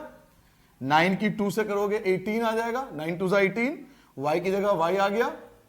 अपॉन में देखो 9 3 27, माइनस का माइनस माइनस आपका क्या हो जाएगा, प्लस हो जाएगा। 8 4 जा आपका 32 हो गया, 8 चौक 32, 1 अपॉन में आ जाओ, 8 2 जा 16, 16 हो गया, माइनस की जगह माइनस, और 5 3 जा आपका 15। क्लियर हो गया, कैलकुलेशन कर ली, इन दोनों की मल्टीप्लाई, इन दोनों की multiply, multiply multiply multiply multiply, सबकी मल्टीप्लाई कर ली। अब सिंपल प्लस माइनस करेंगे, माइनस 20 और प्लस का 18, माइनस का 2 बचेगा आपका, माइनस का 27 और प्लस का 32, 32 में से 27 घटाओगे 5 बचेगा, 1 16 में से 15 माइनस करोगे 1 बचेगा। अब क्या बताया था कि फर्स्ट लास्ट के साथ और सेकंड भी लास्ट के साथ इनकी क्रॉस मल्टीप्लाई करनी पड़ती है। तो फर्स्ट ये है और लास्ट क्या है बेटा, 1/1। फर्स्ट ये है और लास्ट ये है, इनकी क्रॉस मल्टीप्लाई करोगे तो क्रॉस मल्टीप्लाई कर लो, x की 1 से करोगे x आएगा, -2 की 1 से करोगे -2 आएगा। तो x की वैल्यू क्या फाइंड करी हमने, -2। समझ में आ गया, कोई दिक्कत तो नहीं। ऐसे ही सेकेंड और थर्ड, अब सेकेंड और थर्ड भी कर ली, अच्छा कर लिया, सब करके बैठे हो, वेरी गुड। y अपॉन में 5 इक्वल टू 1/1, क्रॉस मल्टीप्लाई कर लो, y की 1 से करोगे y, और 5 1 जा 5, तो y की वैल्यू भी 5 आ गई। तो x -2 और y 5। इससे हमें एक सबक भी मिलता है, एक शिक्षा मिलती है, क्या कि मेथड कोई सा भी हो आंसर सेम आता है। आप देखो सब्स्टिट्यूशन कराया था तो भी यही आंसर आया, क्रॉस मल्टीप्लिकेशन किया था तो भी यही था। मैं आपको एक होमवर्क दे रहा हूं, आप इस क्वेश्चन को एलिमिनेशन से भी ट्राई करना। अरे घर में खाली बैठे, ट्राई करने में क्या जा रहा है, एक बार चेक कर लेते हैं, तो ये प्रूफ हो जाएगा ना कि ये मेथड जो है ये सिर्फ खेल है अलग अलग तरीके का। हम अलग अलग तरीके क्यों पढ़ते हैं, क्योंकि जीवन में सक्सेस पाने के लिए कोई एक ही तरीका नहीं होता कि उसने इंजीनियर कराया तो मैं इंजीनियर करके सक्सेस पाऊंगा, वो डॉक्टर कराया तो डॉक्टर, सीए तो सीए, सीएस तो सीएस, नहीं। अलग अलग मेथड हैं सक्सेस पाने के, अलग अलग मेथड है। जहां पे हमारा इंटरेस्ट होगा उस तरीके से चलेंगे तो हम सक्सेस हो जाएंगे, उसके लिए डेडिकेशन चाहिए। तो इसलिए मेथड है, जिस प्रकार जीवन में तरक्की के लिए मेथड होता है, इस प्रकार क्वेश्चन को सॉल्व करने के लिए मेथड होता है। अल्टीमेट टारगेट क्या है, हमें पहुंचना है, हमें उस लेवल पे पहुंचना है जहां हमारी लोग रिस्पेक्ट करें, लोग हमें जाने, लोग हमें पहचाने। तो सबका आंसर सेम आएगा, क्योंकि अल्टीमेट टारगेट आंसर सेम आएगा, चाहे आप सब्स्टिट्यूशन करो, चाहे आप एलिमिनेशन करो, चाहे आप क्रॉस मल्टीप्लिकेशन करो, देखो आंसर सेम आएगा। आप एलिमिनेशन से करके देखना खुद कि उससे भी आंसर यही आएगा, तो आंसर सेम आएगा। फिर सर जी मेथड क्यों अलग है, तो मेथड के एग्जाम में पेपर में नाम लिखा हुआ है कि आपको इस मेथड से करना है, तो आपको वही मेथड फॉलो करना है। कई बार बोल चुका हूं मैं बात, अगर मेथड लिखा हुआ नहीं आया तो आप एलिमिनेशन करना, क्योंकि एलिमिनेशन सबसे आसान पड़ता है, इन सब में सबसे बेस्ट एलिमिनेशन को बोला जाता है। ठीक है, तो ये था आपका क्वेश्चन नंबर 3। अब मैं अपने कंप्यूटर कहूंगा क्वेश्चन नंबर 4। अब आ गया बेटा कौन सा क्वेश्चन, अब आ गया जो वैल्यू बेस्ड क्वेश्चन होता है ना, एप्लीकेशन बेस्ड, तो उन क्वेश्चनों की बात होगी। तो चलिए ये मिटा रहा हूं बेटा मैं,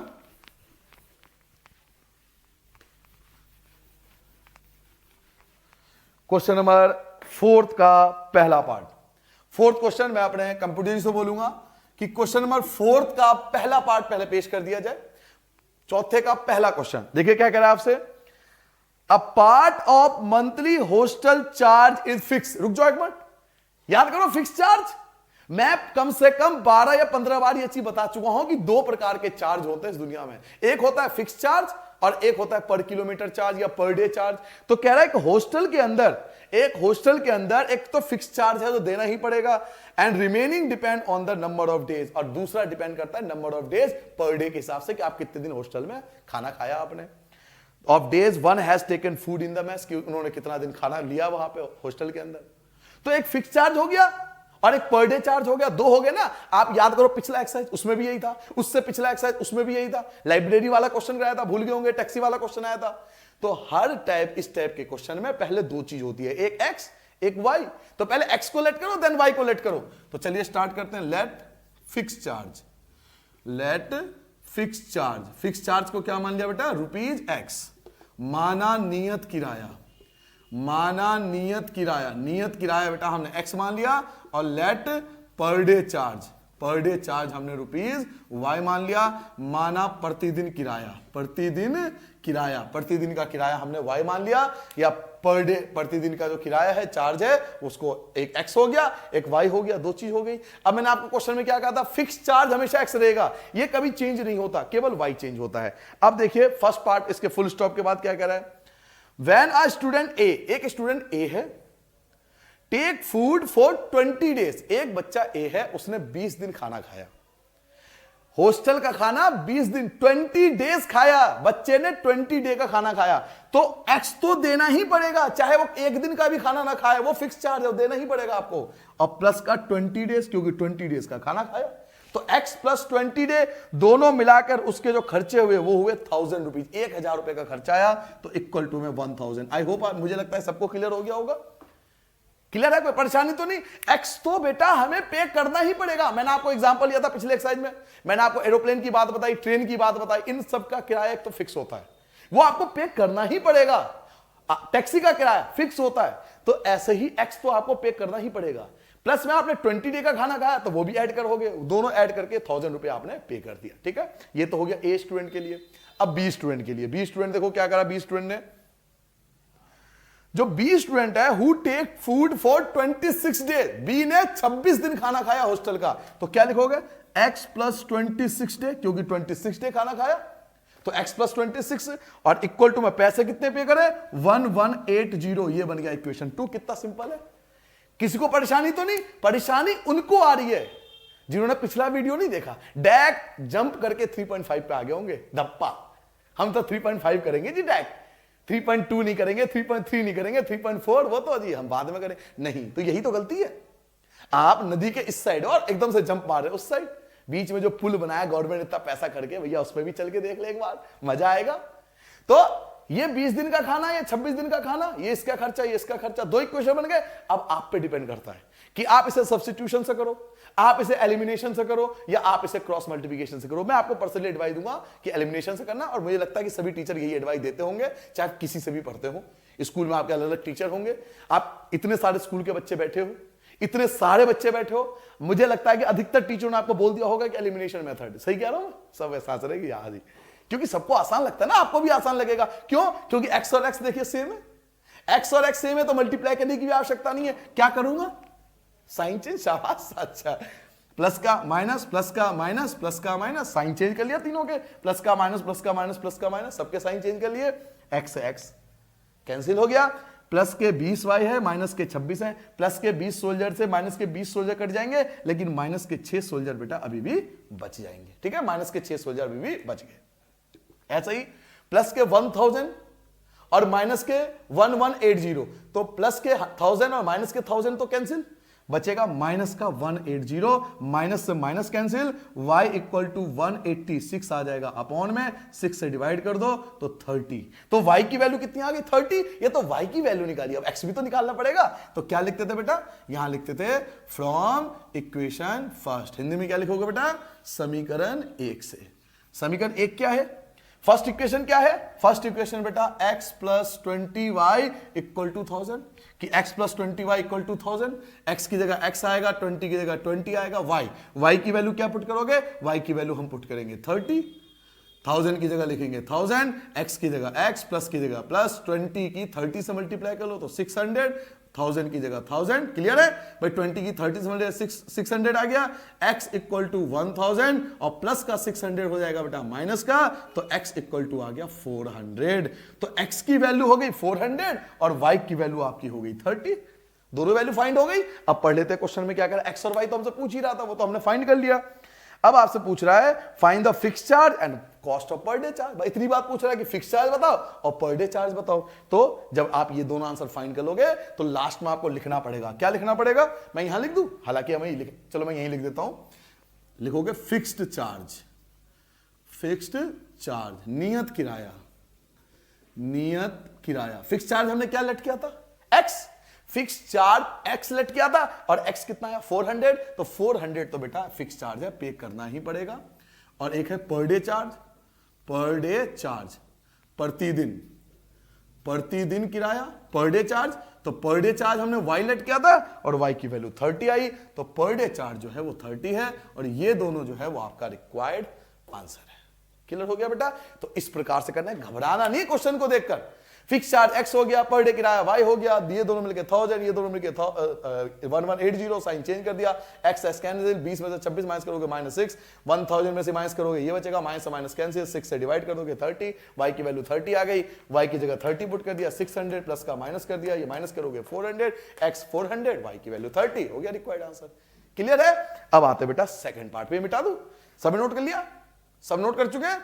अब आते बेटा सेकंड पार्ट पे। सेकंड पार्ट क्या है देखो, मैं अपने माननीय महोदय सब 1008 कंप्यूटर महोदय से बोलूंगा कि भाई साहब क्वेश्चन नंबर 2 पेश कर दिया जाए। फोर्थ का सेकंड पार्ट स्क्रीन पर ला दो प्लीज, रिक्वेस्ट है आपसे। आगे स्क्रीन पे देखो, रिक्वेस्ट करनी पड़ती है ना, बुरा ना मान जाए कभी। क्वेश्चन नंबर फोर्थ का सेकंड पार्ट देखिए बेटा, फोर्थ का सेकंड पार्ट। पहले आप क्वेश्चन पढ़ो, स्क्रीन पर क्या कह रहा है, क्वेश्चन पढ़ो क्या कह रहा है। अब फ्रैक्शन, रुक जा, ठहर, रुक जा, पर क्यों आगे बढ़ रहा है? फ्रैक्शन, बात फ्रैक्शन की हो रही है, क्यों पढ़ रहा है पूरा क्वेश्चन? मैंने पिछले एक्सरसाइज में भी आपको बताया था, कभी भी पूरा क्वेश्चन मत पढ़ो। मुझे इतने साल हो गए पढ़ाते हुए, इतने बच्चे पढ़ा दिए मैंने तब भी पूरा क्वेश्चन नहीं पढ़ा। क्यों? क्या कि तुम्हारे अंदर एक हैबिट बना सकूं कि भैया राक्षस मत बन, कुंभकर्ण मत बन, इकट्ठा जो आ रहा है लपेट दिया, खाना खा लिया इकट्ठे नहीं। क्वेश्चन को छोटे छोटे टुकड़ों में पढ़ना है, प्यार से खा, बॉडी को सूट करेगा, बढ़िया हेल्दी होगा तू।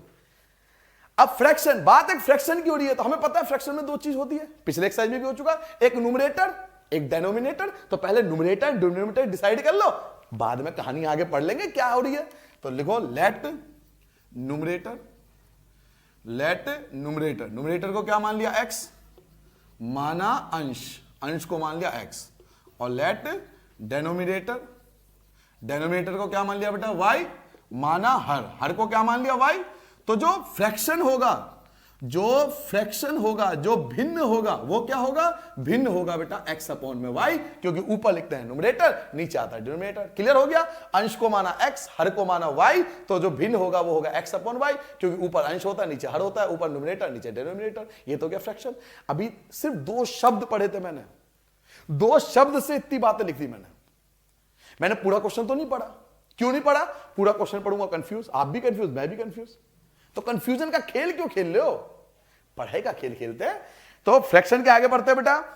अब फ्रैक्शन बिकम 1/3, एक फ्रैक्शन जो है वो 1/3 हो जाता है। कब? When 1 is subtracted from numerator, numerator से 1 माइनस करने पर। तो ये न्यूमरेटर है, न्यूमरेटर से 1 माइनस करने पर, अंश में से 1 घटाने पर, न्यूमरेटर में से 1 माइनस करने पर, ये फ्रैक्शन जो होता है बेटा 1/3 हो जाता है। मैं नहीं कह रहा, क्वेश्चन मुझसे कहवा रहा है भाई, शब्द इसके हैं जवान में, ये तो कहवा रहा है मुझसे कि भैया आप बोलो ऐसा कि अंश में से 1 घटाने पर। हर के बारे में कुछ नहीं बोला, तो जब कुछ नहीं बोला तो मैं क्या करूं? जब हर के बारे में कोई बात ही नहीं हो रही तो मैं कुछ नहीं करूंगा। x अपॉन y उन्हें कहा था 1 सब्ट्रैक्टेड फ्रॉम न्यूमरेटर, तो न्यूमरेटर में से 1 माइनस करना बेटा, लड़के सोना, न्यूमरेटर में से 1 माइनस करेगा ना, तो अंश में से 1 माइनस कर दिया। फ्रैक्शन क्या हो गया 1/3। अब क्या करूंगा जानते हो? क्रॉस मल्टीप्लाई कर दिया, 3 की x से करूंगा 3x माइनस 3 बन जा 3 हो गया, इक्वल टू y की 1 से करोगे y हो जाएगा, 3x 3x, प्लस का y इधर ले आओ तो माइनस का y, और माइनस का 3 RHS में ले जाओ तो प्लस का 3, माइनस का प्लस, प्लस का minus, equation first. Okay clear? अच्छा मजा आ रहा है, हाँ मजे लेने तो आयो बेटा, ठीक है ले। अब फुल स्टॉप के बाद पढ़ो, एंड के बाद क्या रहा है, इट बिकम्स 1/8। अब ये 1/8 हो जाता है, कभी 1/3 होता है, कभी 1/8 आता है, पागल हो चुके। अब 1/8 हो गया, कब होगा? when 1/4 होता है कब? when 8 is added to the denominator। बताओ पहले डेनोमिनेटर कौन होता है? ये न्यूमरेटर, ये डेनोमिनेटर। कह रहे डेनोमिनेटर में अगर 8 को ऐड कर दें, डेनोमिनेटर में 8 ऐड कर दें तो फ्रैक्शन 1/4 हो जाता है। अब न्यूमरेटर में कुछ नहीं करा, क्यों नहीं करा? क्योंकि न्यूमरेटर के बारे में कुछ नहीं बोला। इस बार उन्होंने बोला डेनोमिनेटर में हर में 8 ऐड कर दें, हर में 8 ऐड कर दें, तो 8 जोड़ दो इक्वल टू 1/4। अब क्या करोगे? क्रॉस मल्टीप्लाई, तो क्रॉस मल्टीप्लाई कर लो, 4 की x से करोगे 4x इक्वल टू मल्टीप्लाई करो y plus 8 as it is रहेगा, 4x प्लस का y हो जाएगा माइनस का y, 8 की जगह 8, इक्वेशन 2। ये हो गया इक्वेशन फर्स्ट, ये हो गया इक्वेशन 2। अब दोनों इक्वेशन को बड़े प्यार से, मोहब्बत से, इश्क से सॉल्व करेंगे। बड़े मोहब्बत से सॉल्व करना है तो क्या लिखूंगा यहां पे, from equation first and second. Hindi में लिखोगे बेटा समीकरण 1 व 2 से, तो समीकरण 1 और 2 लिख लो। समीकरण 1 क्या है, समीकरण 1 है 3x minus y equal to 3, और इक्वेशन 2 क्या है बेटा 4x minus y equal to 8। ये फर्स्ट इक्वेशन है, ये सेकंड इक्वेशन है। अब सॉल्व करें तो आधे तो मल्टीप्लाई में लग जाओगे, इसकी मल्टीप्लाई 4 से, इसकी मल्टीप्लाई 3 से, रुक जा, वाई चेक कर क्या है, y इक्वल है बेटा। क्या कहा था एलिमिनेशन में कि अगर x या y में से कोई इक्वल है तो मल्टीप्लाई करने की आवश्यकता, नीड नहीं है। हम डायरेक्ट साइन चेंज कर देंगे, y से y कैंसिल भी हो जाएगा क्योंकि y इक्वल है। तो चलिए साइन चेंज करते हैं, प्लस का माइनस, माइनस का प्लस, प्लस का माइनस, y से y कैंसिल हो गया। 3x में से 4x घटाओ, 3x में से 4x घटाओगे तो माइनस का x बचेगा, और 3 में से 8 माइनस करोगे तो माइनस का 5 बचेगा। माइनस माइनस कैंसिल, तो x की वैल्यू जो आएगी वो 5 आ गई। x की वैल्यू आपने क्या फाइंड कर ली, 5। क्लियर हो गया, माइनस से माइनस कैंसिल। अब दिख रहा है माइनस से माइनस कैंसिल, तो x की वैल्यू क्या आ गई बेटा, यहां सॉल्व कर लेता हूं, ये x की वैल्यू हमारे पास 5 आ गई क्योंकि माइनस से माइनस कैंसिल होगी, x इक्वल टू 5। अब x से निकला है, अब क्या निकालोगे, y, तो क्या करूं, फ्रॉम इक्वेशन फर्स्ट, हिंदी में क्या लिखोगे, समीकरण 1 से। समीकरण 1 चेक करो, समीकरण 1 क्या है जी भाई साहब, भाईजान ये रहा समीकरण 1, 3x minus y equal to 3, put करो, 3 की जगह 3, x की वैल्यू क्या पुट करोगे 5, माइनस का y इक्वल टू 3, 3 5 15, माइनस का y equal to 3, minus y की जगह माइनस y, 3 की जगह 3, प्लस का 15 इधर ले आओ, माइनस का 15, प्लस का 15 माइनस हो जाएगा, माइनस y, 3 में से 15 माइनस करो minus 12, minus minus cancel, y की वैल्यू आ गई 12, और ये आ गया x और y की वैल्यू। x कितना आया था 5 और y कितना आ गया 12। तो हमें फाइंड क्या करना था, हमें फाइंड करना था बेटा फ्रैक्शन, हिंदी में भिन्न। और भिन्न क्या माना था हमने, x अपॉन y, x कितना आया 5 आया, और y कितना आया 12 आया। तो ये जो होगा ये आपका एग्जैक्ट आंसर ये होगा। क्लियर हो गया, क्योंकि फ्रैक्शन क्या माना था, x अपॉन y, x की वैल्यू 5 आई, y की वैल्यू 12 आई, वैल्यू पुट कर दो। क्लियर हो गया। तो इस प्रकार से फ्रैक्शन वाले जितने भी क्वेश्चन होते हैं उसमें न्यूमरेटर डिनोमिनेटर, पहले आप न्यूमरेटर को x मानोगे, डिनोमिनेटर को y मानोगे, x अपॉन y। पहले उन्होंने कहा न्यूमरेटर में 1 माइनस कर दो तो 1/3 क्रॉस मल्टीप्लाई करके पहला इक्वेशन। दूसरे केस में बोला उन्होंने डिनोमिनेटर में 8 प्लस कर दो तो 1/4 होता है क्रॉस मल्टीप्लाई, दूसरा इक्वेशन। फिर दोनों इक्वेशन में साइन चेंज कर दिए क्योंकि y और y इक्वल था, y कैंसिल हो गया, 3 में से 4 माइनस x, यहाँ minus 5, minus minus cancel, x की वैल्यू 5, इक्वेशन 1 ले लिया, x की वैल्यू 5 पुट कर दिया तो y की वैल्यू हमने फाइंड कर लिया 12, तो x 5 और y 12, तो 5.12 जो होगा वो फ्रैक्शन होगा। क्लियर हो गया। अब आते हैं बेटा थर्ड पार्ट पे, ठीक है। थर्ड पार्ट देखो, ये मिटा दो बेटा, सबने नोट कर रखा था। चलो अब आते हैं बेटा थर्ड पार्ट पे। तो कंप्यूटर जी जरा, कंप्यूटर जी क्वेश्चन नंबर फोर्थ का थर्ड पार्ट ला दो जरा, ले आए, थैंक यू, धन्यवाद आपका बहुत बहुत। थर्ड पार्ट देखो, फोर्थ का थर्ड पार्ट क्या कह रहा है हमसे, फोर्थ का थर्ड पार्ट देखो, Yash scored 40 marks in a test, Yash को 40 नंबर मिले, कितने नंबर मिले, 40 नंबर मिले। Getting 3 marks for each right answer, right answer के लिए 3 नंबर। बेटा एक बार बता दूं, कंपटीशन एग्जाम बैठोगे ना, अभी जितने भी कंपटीशन एग्जाम होते हैं ना बच्चों, उसमें नेगेटिव मार्किंग होती है, क्योंकि अभी आप स्टार्ट करोगे 10th के बाद कंपटीशन एग्जाम देना। बेटा नेगेटिव मार्किंग का कॉन्सेप्ट क्या होता है कि सही आप उत्तर करोगे तो आपको मार्क्स मिलेंगे, लेकिन गलत उत्तर करोगे तो मार्क्स माइनस हो जाएंगे। ये नहीं जीरो, नहीं माइनस हो जाएंगे, क्योंकि वहां तुक्का मारोगे तो वहां माइनस कर देंगे। तो एक करेक्ट आंसर होता है, एक इनकरेक्ट। करेक्ट के लिए नंबर बढ़ते हैं और इनकरेक्ट के लिए कम हो जाते हैं। तो यही कह रहा है कि यश के 40 नंबर आए, कब आए, अगर उसको सही आंसर के लिए 3 नंबर मिलते हैं और 1 मार्क्स उसको माइनस कर देंगे गलत आंसर के लिए। तो 2 केस हो गए, 2 सिचुएशन आ गई, एक हो गए करेक्ट आंसर वाले और एक हो गए रॉन्ग आंसर वाले। अब पता नहीं कितने करेक्ट आंसर कराओ और कितने ही रॉन्ग आंसर कराओ, दोनों को मिला के टोटल ओवरऑल उसके 40 मार्क्स आए यश के, ठीक है। तो 2 चीज मान लो पहले, let number of correct answer, number of correct answer हमने x मान लिया, कि उसने जो करेक्ट आंसर दिए होंगे वो x होंगे। माना सही उत्तर वाले प्रश्नों की संख्या, सही उत्तर वाले प्रश्नों की संख्या x मान लिया, और let number of incorrect answer हमने y मान लिया। माना गलत उत्तर वाले प्रश्नों की संख्या y। जो यश ने सही करे होंगे उसको हमने x लेट कर लिया, और जो यश ने गलत किए होंगे उनको y लेट कर लिया। ठीक है, अब पहला केस क्या कह रहा है? केस फर्स्ट आप लिख सकते हो, केस फर्स्ट। पहला केस क्या कह रहा है? पहला केस देखो, क्वेश्चन में ध्यान से देखो क्या लिखा हुआ है। यश के 40 मार्क्स आए। कब आए? 40 नंबर कब आए यश के? अगर सही के लिए 3 नंबर मिलते, सही के लिए 3 नंबर, तो सही को मैंने x माना है, तो सही के लिए तो 3x हो गया, सही के लिए 3 नंबर हो गए। और गलत के लिए अगर वो गलत आंसर करता है तो 1 नंबर माइनस होते हैं, तो 1 नंबर माइनस होते हैं, तो 1y। माइनस क्यों लगाया सर जी? अभी मैंने आपको क्या बताया था, अगर आप गलत करोगे तो आपके नंबर माइनस हो जाएंगे, कम हो जाएंगे, तब तो माइनस करोगे ना। कोई चीज कम करने के लिए माइनस तो करो, प्लस कर दूं है, मतलब तुझे सही के लिए भी नंबर मिल जाए और गलत के लिए भी नंबर मिल जाए, दोनों नंबर दे, नंबर लुटा दे, 100 में से 100, जा घर जा मजे ले, मम्मी को दिखा दे 100 में से 100 आ गया है, कुछ हो गया।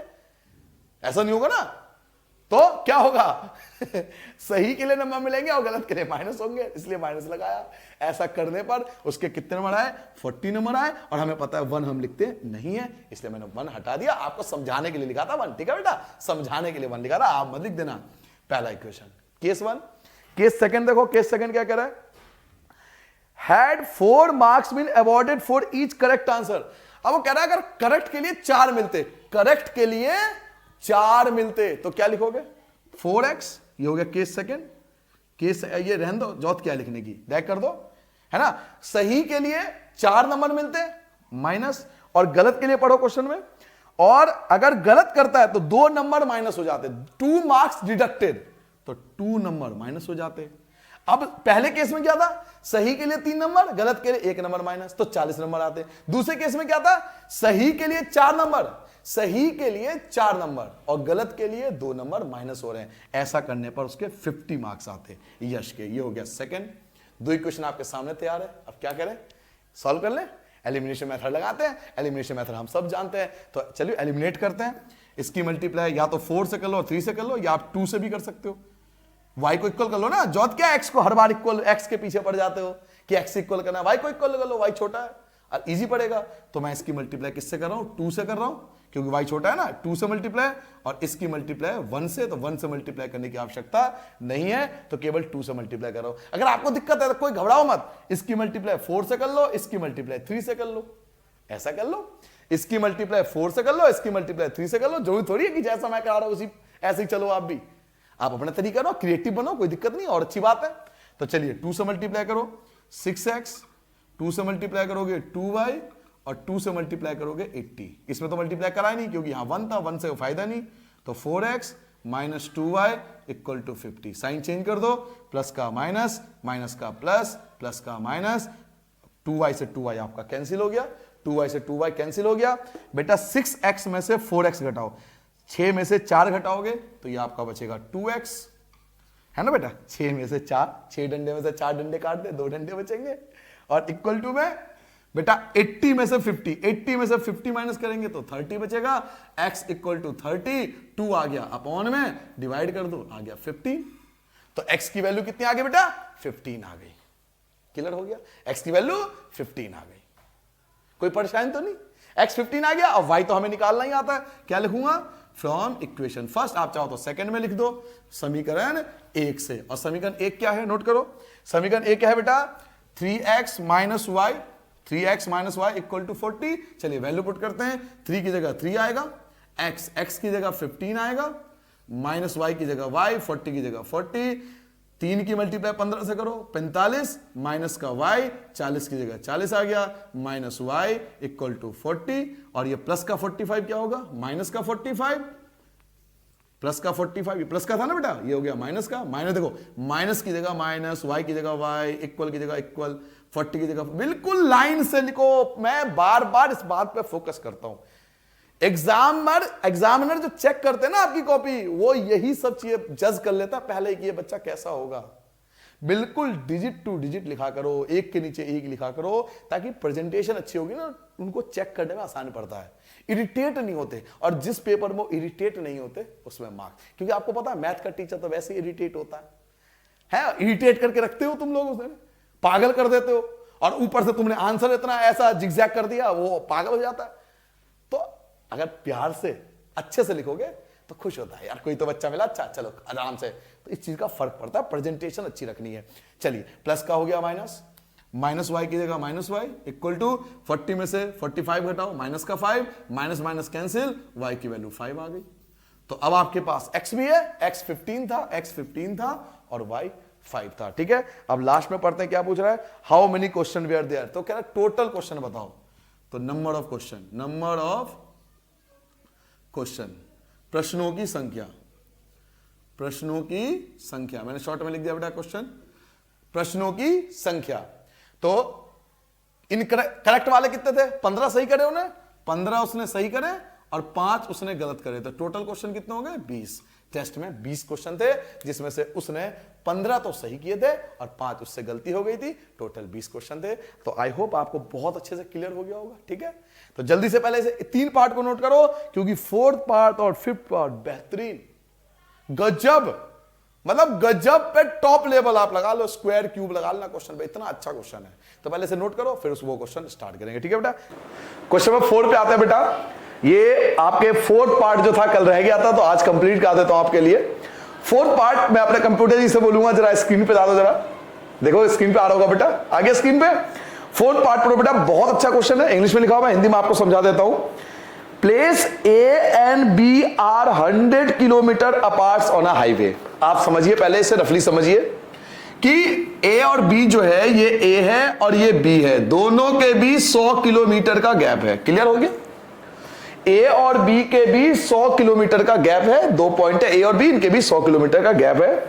अब आपसे कह रहा है 1 कार स्टार्ट फ्रॉम ए, एक कार जो है वो ए से स्टार्ट होता है, एक कार कहां से स्टार्ट हो रहा है, ए से स्टार्ट हो रहा है, and another from b at the same point, और दूसरी कार बी से स्टार्ट हो रहा है। 2 कार है, एक ए से स्टार्ट हो रहा है और एक बी से स्टार्ट हो रहा है, एक ए से और एक बी से, 2 कार एक ही टाइम पे स्टार्ट हो रहा है। If the car travel in the same direction at different speed, अब दोनों ये कार एक ही डायरेक्शन में चल रहे हैं, अगर मान लो ए इस डायरेक्शन में चल रहा है तो बी भी इसी डायरेक्शन में चल रहा है, अगर ए इस डायरेक्शन में चल रहा है तो बी भी इसी डायरेक्शन में चल रहा है, दोनों सेम डायरेक्शन में चल रहे हैं, दोनों सेम डायरेक्शन में चल रहे हैं पहले केस में। ठीक है, आगे पहले पूरा क्वेश्चन पढ़ो, मैंने क्या कहा था, पहले पूरा क्वेश्चन पढ़ के टुकड़ों में, थोड़े छोटे टुकड़ों में पढ़ लो, पूरा क्वेश्चन समझ में आ जाएगा, देन स्टार्ट करेंगे।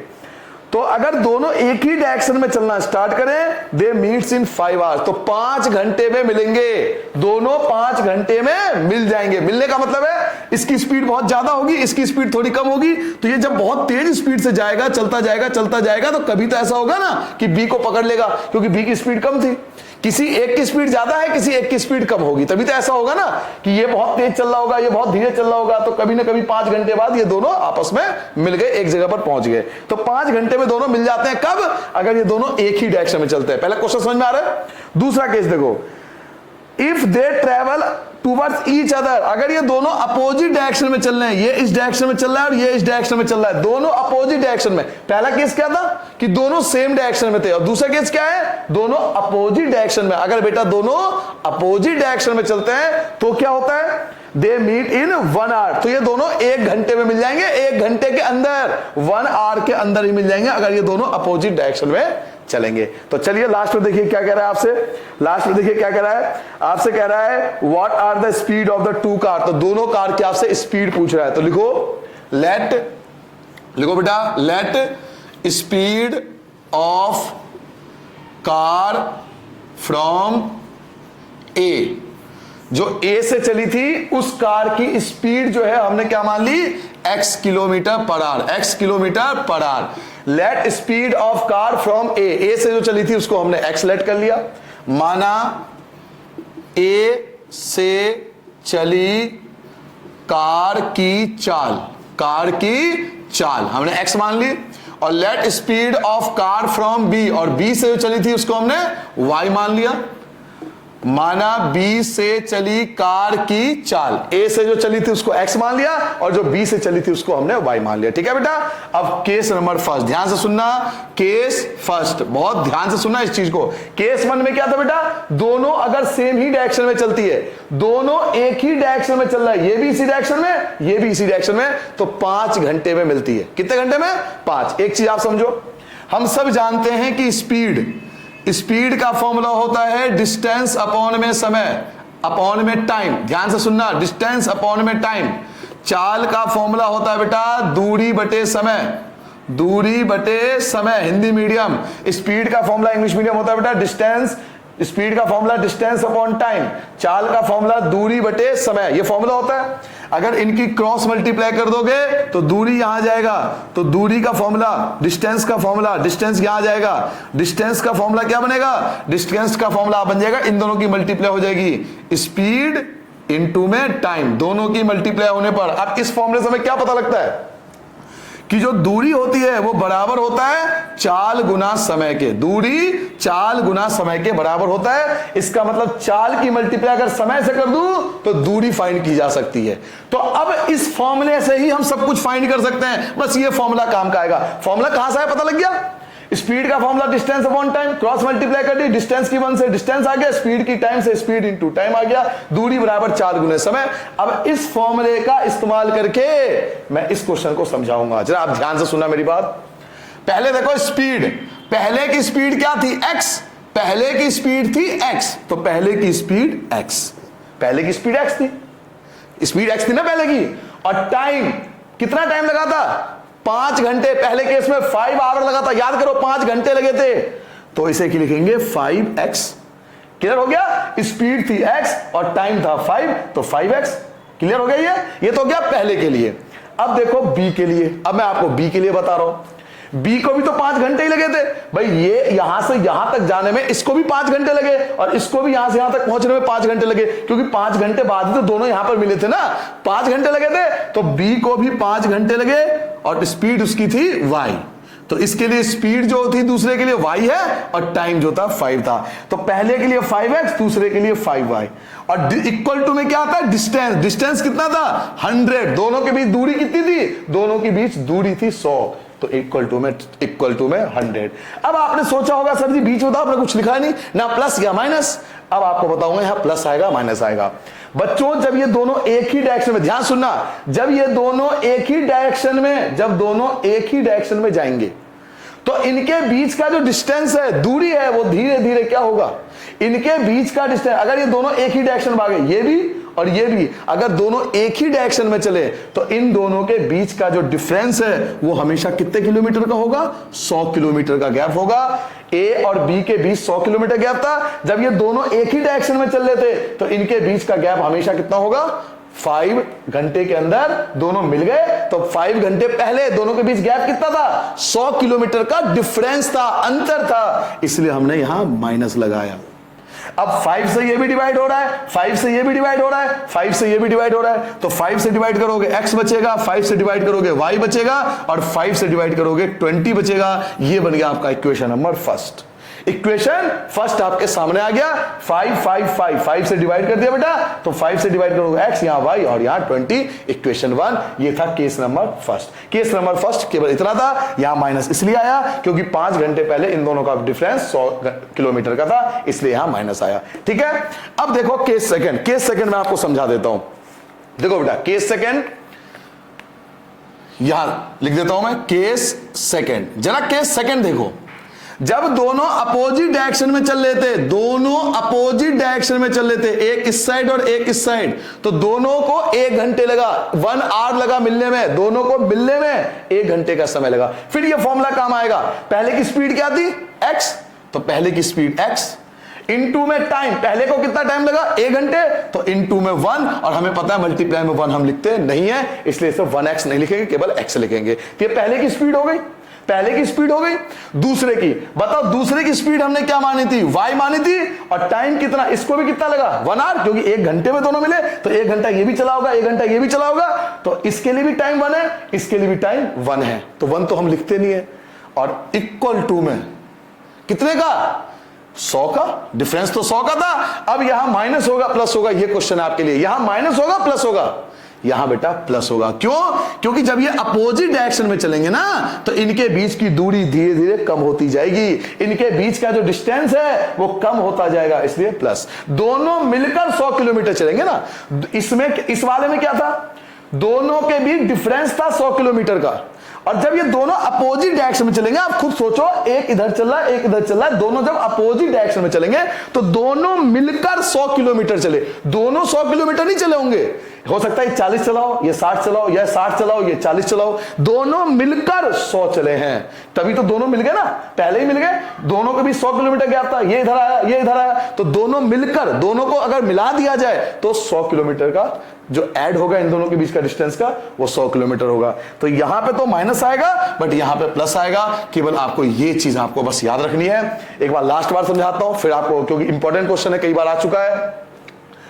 जो कार ए से चला था उसको x मान लिया, जो कार बी से चला था उसको y मान लिया। स्पीड का फॉर्मूला था डिस्टेंस अपॉन में टाइम, डिस्टेंस की 1 से करोगे डिस्टेंस, स्पीड इनटू टाइम, ये आ गया। डिस्टेंस 100 था, स्पीड x था, टाइम 5 था। दूसरे का स्पीड y था, टाइम 5 था, दोनों के बीच डिफरेंस 100 किलोमीटर का था, 5 से डिवाइड कर दिया। दूसरे केस में स्पीड x था, टाइम 1 था, 1 नहीं लिखते, स्पीड y था, टाइम 1 था, 1 नहीं लिखते, दोनों मिलकर 100 किलोमीटर का, दोनों को मिलाकर डिस्टेंस 100 किलोमीटर का था। क्लियर हो गया? अब आगे बढ़ते हैं। अब आपके सामने दो इक्वेशन बन गई। अब दो इक्वेशन तो आपको सॉल्व करना आता है, तो चलिए दो इक्वेशन सॉल्व करते हैं बेटा। पहला इक्वेशन ये है, दूसरा इक्वेशन ये है, तो यही सॉल्व कर देता हूं मैं। क्या लिखते थे यहां पे? यहां लिखेंगे बेटा from equation first and second. Hindi में लिखोगे बेटा समीकरण 1 व 2 से। समीकरण 1 व 2 से। बताओ समीकरण 1 क्या है? समीकरण 1 आपका x minus y equal to 20 था, और समीकरण 2 था x plus y equal to 100। अब देखो एलिमिनेशन मेथड के अकॉर्डिंग x तक सेम है, या तो x को कैंसिल कर दो या y को भी कैंसिल कर सकते हो, तो आपकी मर्जी है। आप y को डायरेक्ट कैंसिल कर सकते हो या साइन चेंज कर लो, प्लस का माइनस, प्लस का माइनस, प्लस का माइनस, x आपका कैंसिल हो जाएगा, माइनस का y और माइनस का y दोनों बार माइनस है तो माइनस का 2y आ जाएगा। 20 में से 100 को माइनस करोगे, 20 में से 100 को माइनस करोगे तो माइनस का 80 बचेगा बेटा। माइनस से माइनस कैंसिल, माइनस से माइनस कट गया, तो y इक्वल टू बचा 80, 2 आ जाएगा आपका अपॉन में, तो ये आ गया बेटा 40 किलोमीटर पर आवर। तो y की स्पीड कितनी थी? y की स्पीड आ गई 40 किलोमीटर पर आवर। अभी x बच गया, तो चलिए x फाइंड करते हैं। अब x कैसे फाइंड करोगे आप सब जानते हो। क्या लिखूंगा? From equation first. तो लिखो फ्रॉम इक्वेशन फर्स्ट। हिंदी में क्या लिखते थे बेटा? समीकरण 1 से। ये सब मिटा दो। समीकरण 1 से, from equation first. Equation first क्या था बेटा? ये रहा आपका इक्वेशन फर्स्ट कि x minus y equal to 20 था। वैल्यू पुट करो, x की जगह x आएगा, माइनस की जगह माइनस आएगा, y बेटा y की जगह क्या लिखोगे?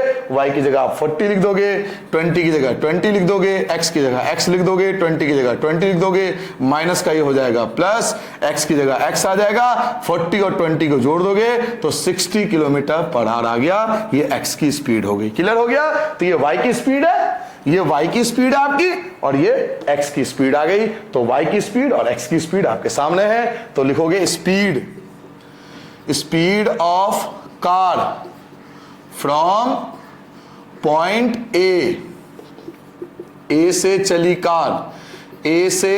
कार की चाल, ए से जो कार चली थी उसको हमने एक्सलेट किया था, और x कितना आया? 60, तो 60 किलोमीटर पर आवर। एक आंसर तो ये आ गया। दूसरा, speed of car from point b से चली कार की चाल, बी से जो कार चली थी उसको y लेट किया था, और y की वैल्यू 40 किलोमीटर पर आवर। तो इस क्वेश्चन को बहुत अच्छे से करना, बहुत ज्यादा इंपॉर्टेंट है, ठीक है? पहले नोट कर लो।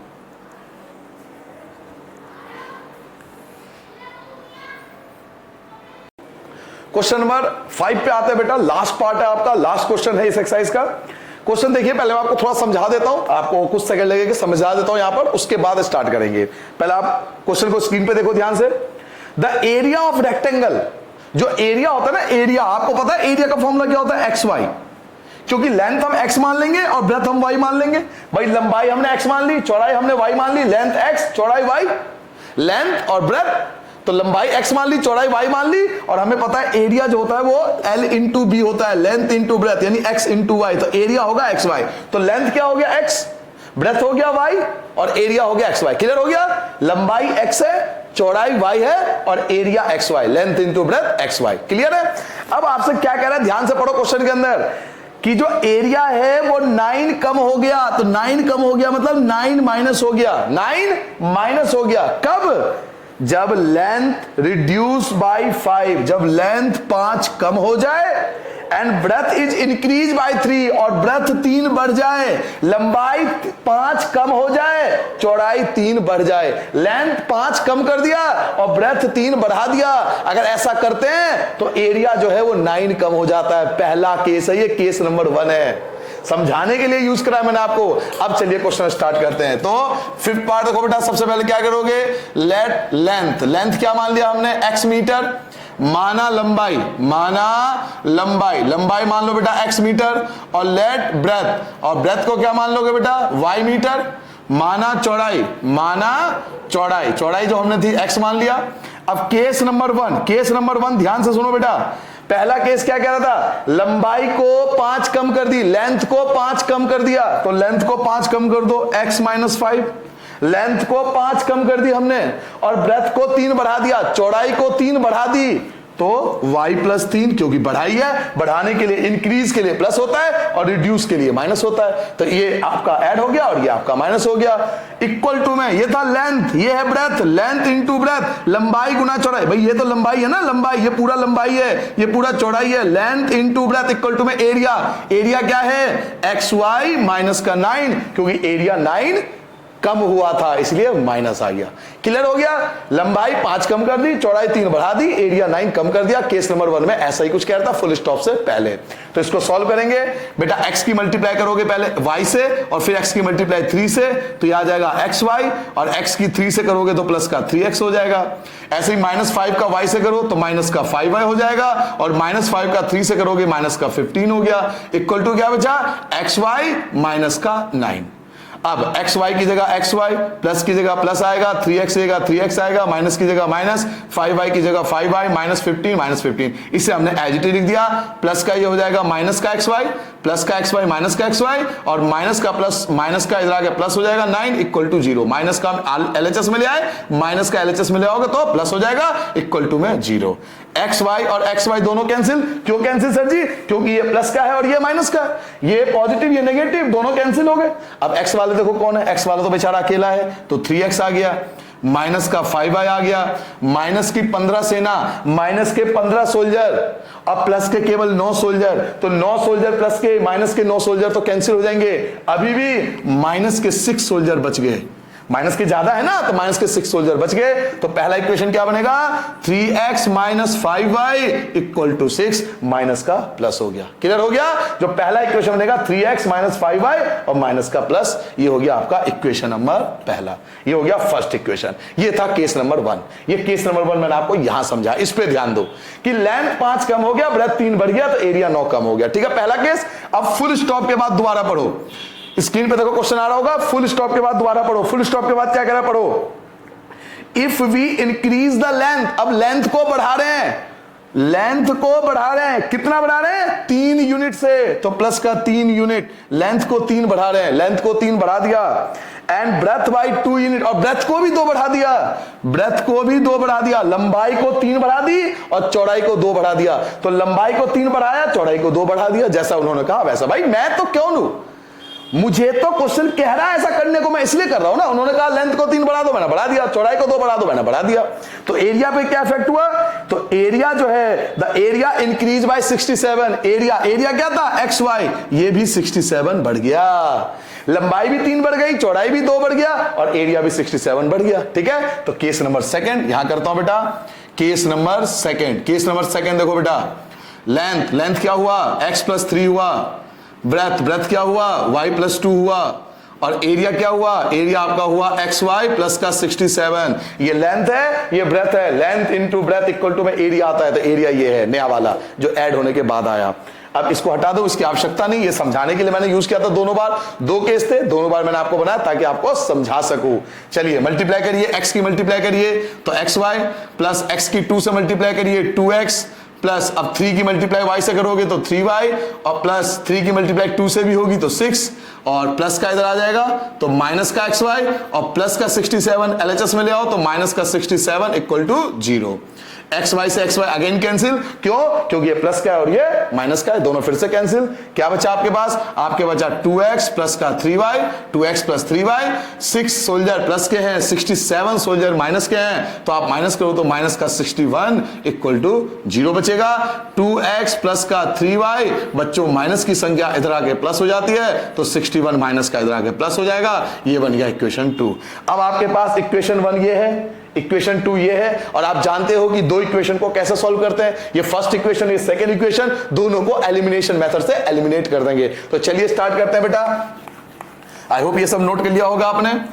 चलिए क्या लिखोगे यहां पर? यहां लिखोगे आप from equation first and second, Hindi medium आप लिखोगे बेटा समीकरण 1 व 2 से। अब देखो समीकरण 1 क्या है? समीकरण 1 ये है 3x माइनस का 5y इक्वल टू 6, ये है फर्स्ट इक्वेशन।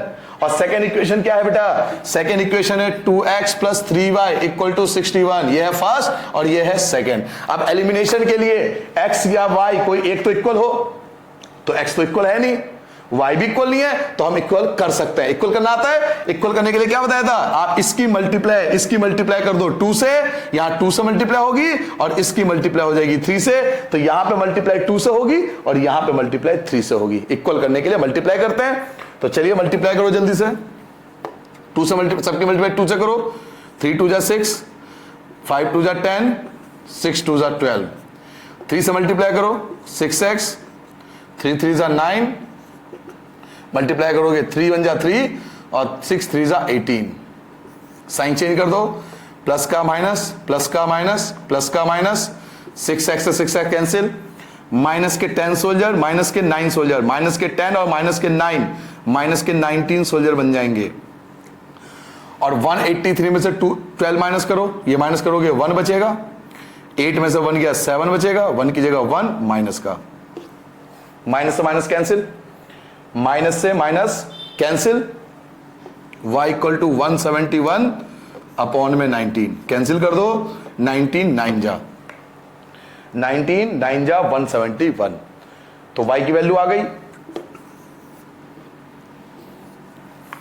अब x, आप सब जानते हो x कैसे निकालूंगा, y तो आ चुका है, क्या लिखोगे? समीकरण 1 से from equation first. Equation first क्या है? 3x minus 5y equal to 6, ये रहा 3x minus 5y equal to 6, ये लिख दिया। वैल्यू रिप्लेस करो y की, 3x 5 की जगह 5, y की जगह क्या रिप्लेस करोगे? 9 इक्वल टू 6, 3x 45 आ जाएगा इक्वल टू 6, 3x 6 से 6 माइनस का इधर ले आओ तो प्लस का 45, 3x दोनों को ऐड करो 51 आ जाएगा, x इक्वल टू 51 और 3 जो है बेटा वो आ जाएगा आपका अपॉन में, 3 से कैंसिल कर दो, ये आ गया आपका 3 1 जा और 7, ये क्या 21, तो 3 17 आ जाएगा। तो x की वैल्यू क्या आ गई? 17, ठीक है। y की वैल्यू आपकी 9 आ गई और x की वैल्यू आपकी 17 आ गई।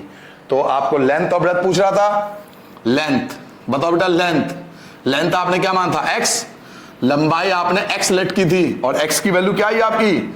17 मीटर। तो जो रेक्टेंगल की लेंथ है वो 17 मीटर की है। ये लास्ट में लिखना पड़ता है, ये नहीं यहीं पे छोड़ दोगे, नहीं ये लिखना पड़ेगा आपको, लेंथ ये है। और ब्रेथ क्या माना था आपने? चौड़ाई आपने माना था y, और y कितना आया बेटा? y आया आपका 9, तो 9 मीटर। तो लेंथ और ब्रेथ ये आपका रिक्वायर्ड आंसर आ गया। तो इस तरह से ये वाला क्वेश्चन करना है। तो बेटा कितना अच्छा क्वेश्चन था, इसमें 2 केस थे, इसमें आपने लेंथ x माना, ब्रेथ y माना, एरिया xy था। पहले केस में क्या बोला कि लेंथ को बढ़ा दो, ब्रेथ को कम कर दो, एरिया कम हो गया था। दूसरे केस में ऐसी कुछ था कि लेंथ भी बढ़ गया था, ब्रेथ भी बढ़ गया था, एरिया भी बढ़ गया था। फिर पहले को सॉल्व करा, फिर दूसरे को सॉल्व करा, पहला इक्वेशन दूसरे इक्वेशन को एलिमिनेशन से सॉल्व करते गए, तो ये एलिमिनेशन मेथड से सॉल्व हो गया। क्लियर हो गया? तो इस एक्सरसाइज को हमने खत्म कर दिया। ये 3.5 था बेटा। 3.6 आप देखोगे यूजुअली बिल्कुल अलग क्वेश्चन है, अलग तरीके से होंगे। मेथड यही रहेगा एलिमिनेशन मेथड, बस लिखने का तरीका, क्वेश्चन करने का तरीका थोड़ा सा बदल जाएगा क्योंकि अलग क्वेश्चन है। तो आई होप आपको ये एक्सरसाइज क्लियर हो गया होगा। ठीक है बेटा, तो चलिए आज की क्लास यहीं खत्म करते हैं। नेक्स्ट क्लास में आपको बताऊंगा कि अपॉन में अगर एक्स वाई आ जाए तो उसे कैसे कॉल करता है। ठीक है बेटा, चलिए बाय बाय।